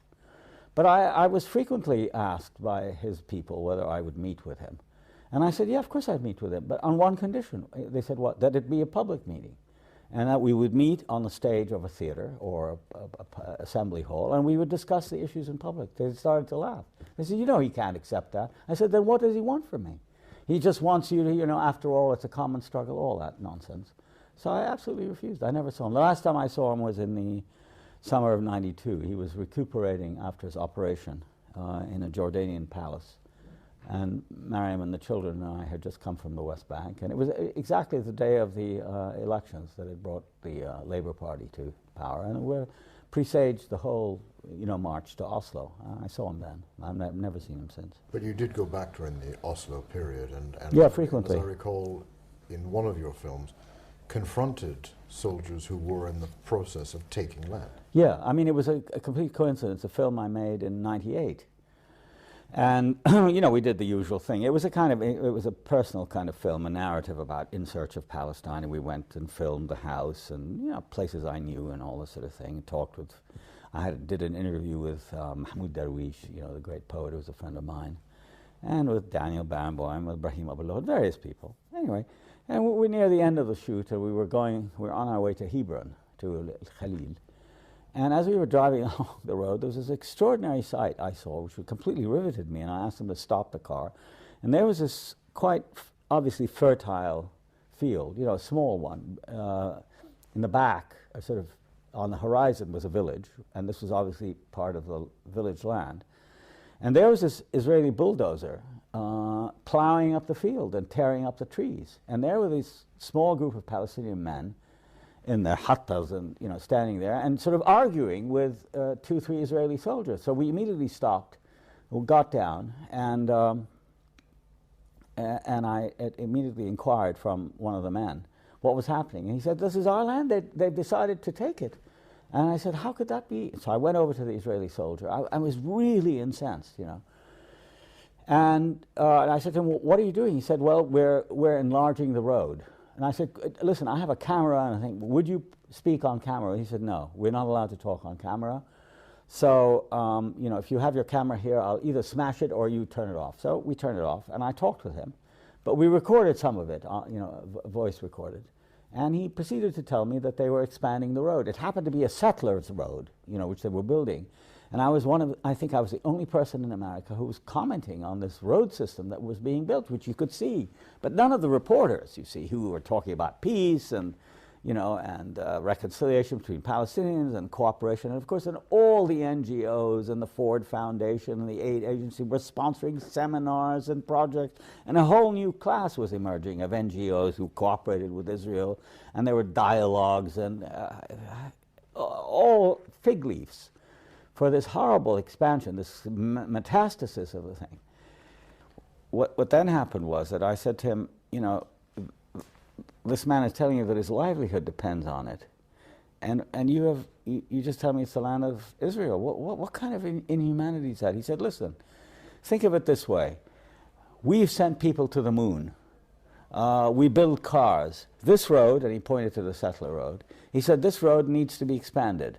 So in order to do that, you have to excavate more land and take more land away." I said, "Yeah, but you're killing the trees, you're killing the crops." He said, "It doesn't matter, it's progress."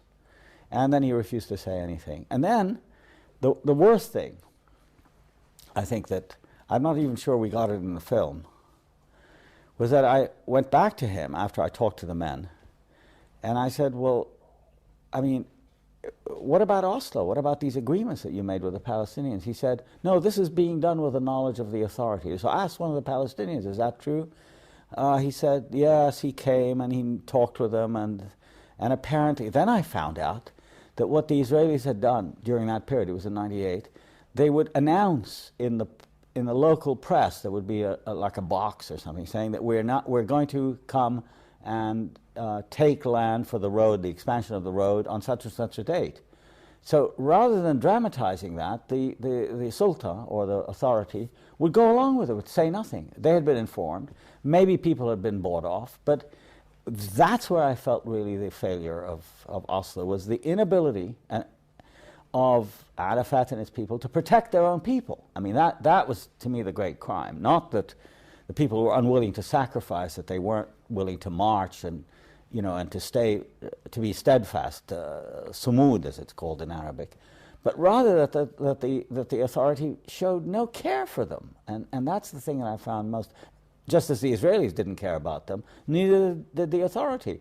And earlier that week, I recall another terrible sequence similar to this one, where there was a group of Bedouin who had been living in the Jordan Valley, not far from Jerusalem, actually, on the way to the Jahalin. I saw what they did. And I got there just after the Israelis had been there, and I saw that these people were out, their tents had been destroyed. They were sitting out in the open, exposed. It was a rather severe early spring. It was February or March or something. And it was raining and cold, and there was children running around, and dogs, and women huddling together, and it was a heart-rending sight.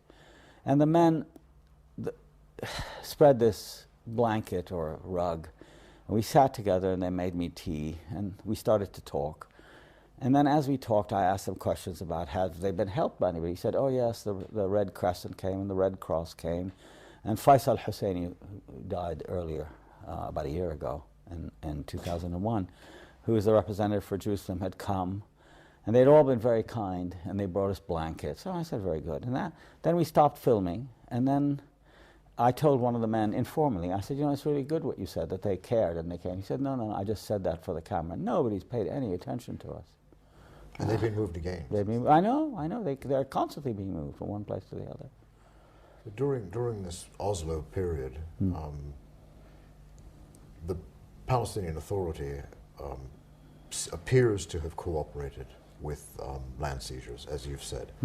More than that, ministers in the Arafat government were financially benefiting by selling building materials and being involved in the actual construction of settlements, Jamil Tarifi, for example. Why is it that the Palestinians, for all of their relative level of education compared to the rest of the Arab world and sophistication, have ended up with a leadership that so badly serves them? I think it's an impossible question to answer. It's certainly been the fact of my life that ever since I can remember, we've been very badly served by leaders to whom we seem loyal. And the only thing I can offer by way of explanation is that there is this tremendously fraught sense of precariousness surrounding Palestinians as a collectivity. And if a reassuring kind of father figure appears, people flock to him. And because our lives and worlds are made up of bad news, if they offer, as Arafat always does, good news, or better, or more important, he doesn't say anything at all. I mean, since, from the beginning of Oslo until now, he hardly has addressed his people, which he could do very easily himself and explain to them, as Mandela does, or did, as other leaders have. And yet people, are loyal to him. And whenever he's humiliated, as he has been recently by the Israelis, they stand by him. And I think we come back now to the question of intellectuals. I think the worst offenders in this are not the ordinary people who are just, hanging on to life and trying to make a go of it, and for them it's easy to. But the intellectual class, the one that benefited from the NGOs and the huge amount of money in projects that were poured in for human rights. For example, all these study centers that were established on the West Bank, somebody counted by the middle 90s something about 65 or 70 of them. The study of women, Palestinian heritage, folklore, every conceivable kind. Not a single one was established for the study of Israeli society. And that would be serious, teaching people Hebrew to understand what we're dealing with, what the history is, what the reality. None of that. It's all personal advancement. The absence, very important, I think, and I've been very conscious of this in my own work. The absence of role models. To who do you model your work and life on? After the death of Abdel Nasser, really the whole idea of a role model in the Arab world, somebody who tried to sacrifice, who remained true to a cause that didn't work for money. It wasn't co-opted by a regime. You couldn't say about Haidar al-Shafi, for example, that he was in the pay of the Egyptians, or he was really executing orders from Arafat or Hafiz al-Assad or Saddam.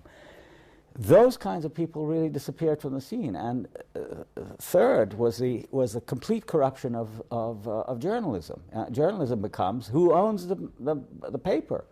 And very cleverly, as so many people in his position have done before in the Arab world and elsewhere, Arafat bought up all the papers. So that one of the most shocking stories of all is when there was a Christmas Eve service and he went to the Church of the Nativity and he sat next to the cardinal, the Catholics, and he wanted to. The picture, inadvertently was put on page 3. He hauled in the editor and threw him in jail for 2 weeks for not putting the picture on the front page. So that the newspaper is thought of as just part of his authority rather than an independent source of news. And as I say, I think it is the intellectual class that never really stood up to him. And only recently, with the complete failure and the absence of any kind of authority under this sort of permanent brutal Israeli siege of destroying the infrastructure, of making life impossible, has there emerged a group of people who realize that in the end, they're the people, the teachers, the doctors, the lawyers, who are going to have to keep the society going, and it's held together. It's held together. Of course, family plays a very important part, not tribalism, family. It's a different thing. Tribe suggests something anthropologically sort of aberrant. But families and a connection to the land, in spite of Arafat and his people. And slowly examples of, like, again, my friend Abu Lughod, who went back and really set an example for others that he gave up in America. He was a prosperous, or at least well-off, professor. He owned his own house. He lived in a Chicago suburb. He was a respected member of the community, as we say. And he went back and lived in Ramallah and offered his services for nothing to the university. That has been missing. And finally, and ironically, it's been missing not in the people who are, who need to do it, who need jobs, but it's the people who don't need jobs that are the ones who are, the superbly well-educated, the well-off, the people who would survive. I mean, just because their skills and their background give them enough of a head start. They're the ones who, alas, always are flirting with Arafat, and you want to be called into the cabinet and want to get a ministry and this sort of thing. It's extremely disappointing. But can we go a bit deeper on that point of Arafat's leadership? The one way that I might see it, when you might not, I don't know, is that Arafat and other Arab leaders behave in their societies very much like Arab fathers in their families. So the Arafat would never be able to sit with you any more than a father could sit to be questioned by his son in an Arab family. And I think this emerges in your own memoirs and your father. I don't think any Arab leader could afford to sit down with one of his subjects, one of his citizens, and be questioned one-to-one by him. No, I think they could. I think you're wrong. I think they could, but they rely very heavily, just as Arafat relies, and I don't think it's specific to Arabs, I think it's everywhere. They rely on, you might say, the authority of the authority. Let's say the authority of the office. It's a very intimidating factor. And it's not just about being a father, it's about holding a position, which is terribly important in Arab society, and I think it's true in every society. I mean, if you're a professor in a university, I've always thought that that's the best thing to be in a university, but if you're a dean or a vice president or a provost, it's not just true in the Arab world, it's true in the West as well, then you're considered something of greater importance. I think that's it. So there's no fear for Arafat or the king of Saudi Arabia or of, the sheikh of Kuwait to sit with people. In fact, they have these diwans and people can come and talk to them in an extremely egalitarian way. It doesn't make any difference. I mean, they listen to them, but doesn't mean they're going to do anything because they know it can't affect them, right? They come as individuals. What we don't have is an informed public opinion which is mobilized, whether through the in Gramscian terms, that is mobilized to create a kind of hegemony through a culture of, let's say, resistance, or at least offering some challenge to the single authority. It's the authority that I think, for example, that somebody like Bush has. It's just because he's the president. People venerate authority, and I think it has, in the end, not so much to do with families. It may be vestigial. I mean, they carry with them a kind of patriarchal cachet, but it's not only that, is what I'm trying to say. I think it's the whole mechanism of power, which I've always believed it's the intellectual's role to oppose, or at least to expose and demystify, and saying, well, he doesn't really have that kind of power. You have to be able to say, and most people are afraid to do that. Well, the thing that seems to have brought the Oslo process to an end were two things. The Camp David talks, which were said to have been the most generous offer Israel has ever made to the Palestinians, 95% of the land, Arafat rejecting it, so the talks collapsed. And also Arafat's leadership itself seems to me to have come in question by the Palestinians when they began the stone throwing after Sharon's march to the Temple Mount. The Temple Mount or the Haram Al-Aqsa, yeah. So I want you to amplify, because in a way what happened after the Camp David talks was what you'd predicted what would happen at the time of Oslo. Yeah, well, look, I mean, I think the problem during that whole decade of Oslo, from 93 on, is that they were, thanks to the Americans, let's put it this way, and people like Dennis Ross, they created a kind of space that was completely illusory. It was called the peace process, right? And that was more and more distant from the reality that most Palestinians were living. Their land was being lost at a terrifying speed. Barak himself, who made this famous generous offer, which he had no right to make in the first place, it wasn't his land to offer. You know, I mean, it was illegally taken land, and so, I mean, the word generous offer is outrageous in this context, totally inappropriate. He had implanted more settlements than any other prime minister, including Netanyahu, before him. Okay, so that was happening. There was an impoverishment of daily life. You know, that there was a greater rate of unemployment. More and more people were living below $2 a day, which is the poverty line. It went up to about 40% during those years. Movement was impossible. You know, the closures became more and more impeded life more and more. And from the moment that Barak took office as the great, I remember I was in New York in the spring of '99, just after his election. I happened to be a member of the Council of Foreign Relations, and I was invited to attend a meeting lunch for King Abdullah of Jordan, right? The young king. And most of what he had to say at that meeting was how enthusiastic and how optimistic they all were that Barak was coming in, forgetting about Barak's background, you know, who he had killed, things he had done, and so on and so forth. And they were waiting for him to do things. And then it was quite extraordinary that from the moment he took office until Camp David, the Israelis did not move one soldier from any of the occupied territories in flagrant contravention of the Oslo process. They had overstepped the timetable by 5 years, 3 years at least, 96 to 99. They did nothing. And all the time the settlements were increasing. Second, they offered the Palestinians cantons, basically, that were separated by Israeli roads and settlements and so on, so that you couldn't really see it as a continuous whole. And, you know, depending on how you calculate it, it was nowhere near 95%, which is what, you know, Thomas Friedman and some of the other columnists have said. It was much, much, much less. It was closer to 40 or 50%. Why? Because the Israelis and the Americans with them in this illusory process had had produced a scheme that was positively Kafkaesque in its complexity, all the time presenting to the world a picture of great simplicity. We are moving towards peace. In the end, the Palestinians will have their independent state. At the same time, the other side of it, a much more complicated narrative, where instead of giving back Palestinians land, which is what people thought was happening, they gave bits of land, and they called it Area A, which never amounted to more than 16 or 17% of the whole. But Area A was bounded by Area B, which was jointly controlled by Palestinians and Israelis, but entrances and exits were Israelis, and security for Area A and Area B was under the control of the Israelis. Then there was Area C, which was everything that was left, which was mostly Israeli, the settlements, the military area, and so on and so forth.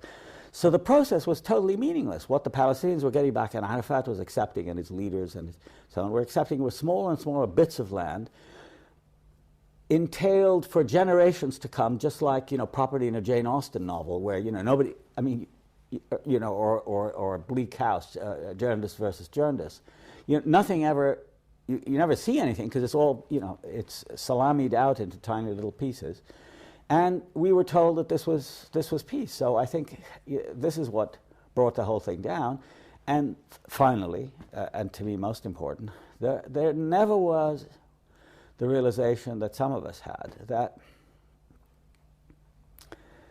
how shall I put it? There was a fundamental irreconcilable between Israelis or the Zionist movement and Palestinians. It wasn't about reconciliation. It wasn't about living in the past. It wasn't about all this other stuff. It really was about land. And unless you devise a category by which land is not exclusively owned, there's no hope. And what the Israelis were doing, and have done since the beginning, since the end of the 19th century until now, as the Zionist movement, was to take more and more land, and Palestinians have lost more and more land. And there's no way of reconciling between these two sort of opposing movements. One losing and dispossessing, and the other one, losing land and being dispossessed, and the other one taking more. And that's where I came to the conclusion that the only sensible resolution, given the obstinacy and the obduracy of the Israelis, who had so much power thanks to the United States, that they could afford to ignore the facts and reality, was to think about a way in which they could live together as equals, not on a partitioned land, but as equals on a land called Palestine, or Palestine-Israel, depending on it, in which people were equal and not defined by their ethnos or by their religion. But this is very difficult for, above all, American Jews. I think many Israelis would accept that. But American Jews, I think, are the main obstacle in this, because for them, Israel is a kind of secular religion, and it has to be a place to which they can retire or return or retreat or whatever. And they resist this idea. But there's no other way you can deal with the Palestinians as an actuality without thinking in terms of equality. I believed for a long time in the proposition that you could partition the land again, as the British tried to do in 1947 and 48. But partition brings more problems, as we know from India and Pakistan, we know from Ireland, we know from Cyprus, that if you keep partitioning the land, you either propagate and continue the conflict, or you resolve nothing, as the case was in Lebanon. They fought the civil war, 150,000 people were killed, and they're back to where they started from, in a kind of, Many Israelis would say, though, that what you're talking about means the end of the Jewish state. And they don't want to give up the Jewish state. Not necessarily. If they want to have a Jewish state, which has a kind of primary importance for Jews, I have nothing against that.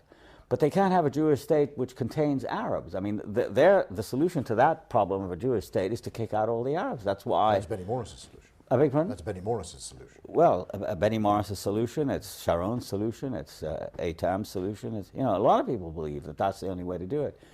And I'm against that. I neither want to throw out every Jew who came to Palestine after 1948 or whatever the formula is, nor do I want Palestinians to be thrown out again. So I say, listen, isn't it possible, just rationally, isn't it possible that you can live in any way you choose? If you want to live as a Jew, you can do that. But you cannot ignore the presence in your midst of another people who have been there and have, rights to existence there for at least as long as you have. I've studied the history of Palestine, and actually the period of Jewish ascendancy in Palestine is very short historically. It's about 200 years between the end. Kingdom. Well, the Israelite kingdom, but there were many other kingdoms, and they were never the only people there. They had ascendancy during the period of the kingdoms, right? It amounts to about 200 years, but in the meantime, there were Greeks, there were Byzantines, there were Turks, there were Crusaders, and so on and so forth. So who knows? Who knows who is purely Jewish and purely Arab, etc.? It's basically a mixture. But to decide by draconian means that only Jews have the right to this land, and it's written in the Old Testament, that's fantasy.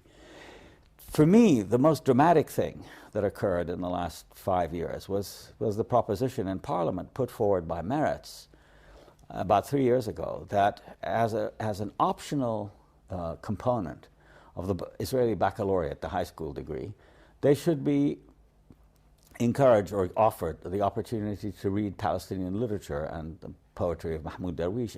They went hysterical. They didn't want that. Why should we do that? And that struck me as a terrible augury for the future, because if you can't admit into your consciousness the existence of another people, then you're really on the road to ruin of some kind. And I felt that my role has been to precisely to make it possible through rational means for Jews to admit the existence of Palestinians and for Palestinians to admit the existence of Jews, to think in terms of equality, to think in terms of citizenship, rather than in terms of, alas, which has gone completely against my formula, to think in terms of nations and blood and language and all those potentially divisive things. It's been very, very hard. But the reaction to the Meret's proposal to teach Darwish poems in the Israeli curriculum is evidence that what you're talking about is a utopian idea. Yeah, it is utopian. Yeah, it is. But, I mean, look at the alternative. The alternative has been bloodletting on a scale that no one can afford. I mean, the Israelis think they can afford it, but I think they're banking too heavily on unlimited United States munificence. Who knows with these people in the White House and people afterwards? They're counting on the fact that Palestinians in the end will give up. They're not going to give up. I mean, that seems to be as absolutely clear to me as. And there's not even a formula for them to give up. All that's being offered them is that they negate themselves. I mean, that's not. So I think the alternative is much, much worse than the so-called utopian, and vision, or at least the utopian proposition. But I think, on the other hand, that if one could multiply these kinds of efforts, such as mine, I think the chances of success are far greater than people suspect. But that's all that's before us. There aren't too many other offerings on the plate. Now, to go back to the beginning of the present Intifada, I said earlier that it seemed to me to be just as much against the leadership of Yasser Arafat, who subsequently co-opted it to protect himself. What is it directed against now? It seems to be sporadic in Kuwait, suicide bombings, still some mass demonstrations, but fewer and fewer because of the curfews and the closures. Where is it headed? What's its strategy? Well, I don't think it's headed anywhere. I think it's mostly fueled by defiance. I don't think that'll stop. There is, I think one would be foolish to deny it, there is a considerable amount of religious and nationalistic fervor, which comes out in, to my way of thinking, useless acts of destruction. I mean, to show the Israelis that, we exist, and that no matter what you do, there are going to be responses. You can't eliminate everything that we do, which is what the Israelis have been trying to do. There are two inhuman logics really at work. And I think it's very important for us, for Palestinians, to show not only that suicide bombings are useless, but also to show that at the same time that they are really intimately tied in the same dialectic with Israeli tactics, which are equally useless. And I think that you might say the silver lining in the cloud is that this is only the surface, that beneath the surface, I'm convinced, and I know, insofar as one can know these things, that there are other movements developing, which are, you might say, at the level of civil society. I mean, most of the institutions of the authority have disappeared. The police force doesn't exist anymore, the incarceration, the corruption, all of that is now, let's say, informal. It's no longer planted in the center of Palestinian life. In the meantime, with all the difficulties that they experience, the schools are still open, the universities function, the medical services, the ambulances, the health centers, etc., have great difficulties, mostly caused by the Israelis. Nevertheless, they continue to provide services. There's a huge network in the villages of medical relief, and that's entirely a civil sort of self-help project done by Palestinians, completely outside the authority. By Mustafa Barghouti. Outside the authority and having nothing to do with the ordinary NGO network of sponsorship by the Swedes or the Germans and so on and so forth. And there is a dawning awareness, despite the fragmentation of the land, by these closures, this vicious system of 250 barricades. There's a dawning awareness that if we don't do it ourselves, nobody's going to do it. Arafat can't do anything. Arafat is now, I think, more or less completely neglected. And I've been pushing for, and I think I'm making a slight headway, for a constituent assembly, an assembly that itself provides its own legitimacy, by asking people who represent segments of the community to come together and meet and establish a constitution, which of course Arafat has always prevented. Would this be all Palestinians? All Palestinians, so yeah. I mean, refugees? Well, insofar as it's possible, but I think if it were done on the West Bank and Gaza, let's say in Palestine, it could be a model for the reconstitution, let's say, of the National Council, which was also Arafatian PLO let's call it device. But it played an important role, but obviously its role is over. So I think that is the possibility of the future for local Palestinians. And then second, I think there's a dawning awareness that without working with like-minded Israelis, creating like-minded Israelis, we can go nowhere. The Arabs are really hopeless. There's no, I mean, Arab sympathizers are there by the millions, obviously. People in the street who sympathize with the Palestinians, outraged at what's happened and so on. That's fine. But politically, they provide very little. Where are the demonstrators now? They got tired, and they were repressed so much at home that they went back to their own problems in Cairo and Amman and Beirut and so on and so forth. So in the end, it's us. It's us and the Israelis. And I've been encouraging, seeking out Israelis. And there I've been very helped, in a completely informal way by my friend Barenboim, who was the only Israeli, quite strikingly, to volunteer his services. Now, he's not an anti-Zionist. He's a very, very visible, incredibly gifted musician who has been all of his life an Israeli. Of course, he's lived abroad. And like many other people, he's disgusted with the occupation and with, he thinks everything went wrong after '67. Fine, that's all you need, is that sense. And quite on his own, he volunteered his services, partly through his friendship with me, to, in '99, play a recital on the West Bank. And he did it. He played in Birzeit University. And it was difficult to convince them, because the only Israelis they had known were the army. And here was this great artist coming to play free, a real concert, not kiddie pieces, before an invited audience. That there was always fear of some extremist throwing something or causing some problem, but it went very smoothly. And then again this last spring in March, he went and played a concert in Ramallah organized by Baruti, and I through the mobile phone you can put people together. And we're thinking of expanding this to include, young musicians and, not specifically political as such, not with a program, like we want a unified state or we want two states or anything like that, but just the idea that there can be a front on symbolical terms, on a symbolical level rather, of people with common interests and destinies working together in ways that open up these completely constricted and completely stalemated antagonistic positions that now exist. I think it can be done. There are organizations like Yesh Gavul, Gush Shalom, Rabbis for Peace, Committee Against Home Demolitions, all Israeli civil society. Right. Small but significant. Right.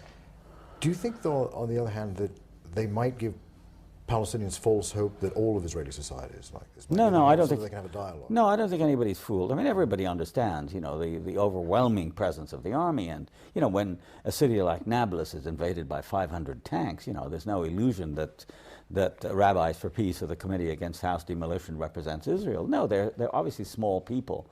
But what is to me deeply significant is how scared the Zionist propaganda is running now. I mean, they're trying to put this anti-colonial struggle, which is what it is, on the level of the Holocaust. I mean, saying that the future and existence of the Jewish people is at stake, not just in Israel, but in the United States. When New York Magazine runs an entire dossier suggesting that there may be another Auschwitz around the corner, and when Nat Hentoff, who's a liberal sort of First Amendment champion,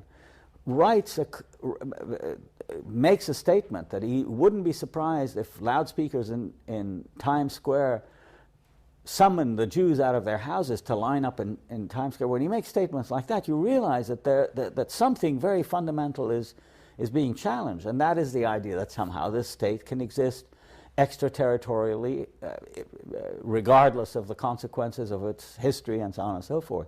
And that period, I think, is coming to an end. So insofar as those changes are on the horizon, I'm much more optimistic than the events on the ground would suggest. I mean, what with Netanyahu now joining the government and another election that will probably bring Likud, more power. But what about the effects of an Iraq war? Well, that's the great imponderable. It's hard to know what the fallout of that may be, but I mean, it certainly won't be good.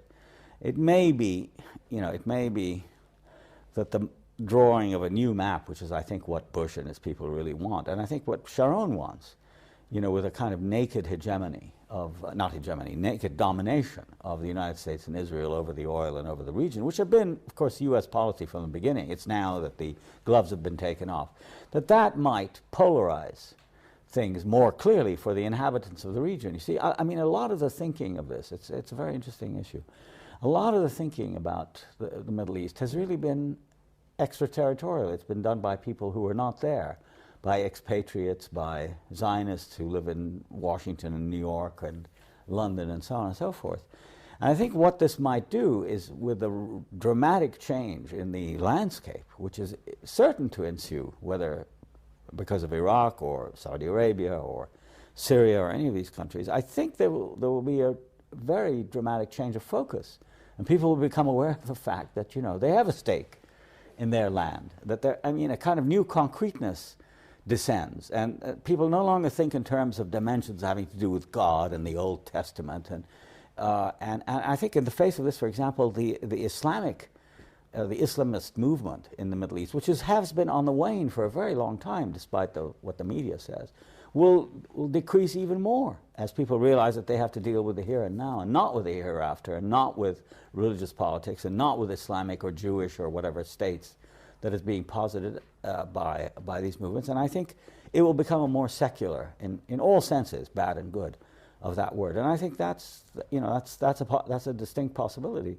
I don't think the plans, the blueprints, for a federalized Iraq and a democratized, I think that's all not paper nonsense done by callow and rather the jejune thinkers who the Orientalists. Well, they're either Orientalists or they're just, they're opportun. I think they're opportunists much more than that. Orientalists in more sense, as we know from Kipling. I'm going to personalize it a bit, this whole problem. And I'm thinking of a poem that Mahmoud Darwish wrote before he went back to live in Palestine. And it was, as I recall, what am I to do then? What am I to do without exile, without long nights staring into the water? What about you? Have you come to depend on exile, to prefer it? Well, I don't know any other state. It makes no sense to me now at my age and with my declining health to think in terms of making some kind of terminal move. And I've been very interested, not for very subtle reasons, in something that I call late style. I'm writing a book, which I hope I can sometime finish, on the last period of various thinkers and writers and musicians and artists' lives. And it seems to me there are two alternatives, and the one I've chosen to study in my book is the more severe and difficult one, but to me the more interesting one. There is the idea that as you grow older, you become more reconciled, you settle your affairs, and I have this image of the sage or the older person who is settled his quarrels, rid himself or herself, as it may be, of worldly goods, and settles into a kind of holy state of understanding and acceptance. Oedipus at Colonus, for example, or the late plays of Shakespeare, Prospero at the end of The Tempest, returning to life and accepting the fullness of time and so on. There's another alternative, which is that of the late period as being one of greater intransigence, more complexity, more awareness of the irreconcilability of life, that life is not a dialectical process, as Lukács and others used to say, that if you think in terms of a synthesis, you can achieve it, even if it's only a psychological one. But rather that there's a endless discovery of new complexities and new difficulties, and I think that's what really interests me. It's not that I don't feel any more comfortable with it than I did earlier. I still feel out of sorts and at odds, and anger plays a fairly major role in my thinking about, for example, Palestine. And well, it's not just anger, but it's one is exercised. One's so you're still raging against the night. Yeah, well, I don't know, raging. No, I try, on the contrary, I try to put it as sensibly as I can. But I don't think one loses one's ambition to try to indicate to people, that there are other alternatives. That's what I'm trying to say, that you don't just shut down at the end, that you try to open up even as you're going down, which I'm certainly doing. But you're trying to open up avenues that you can leave behind for younger people and friends and comrades and so on and so forth. I think in terms rather like that than in the others, in the sort of harmonious terms.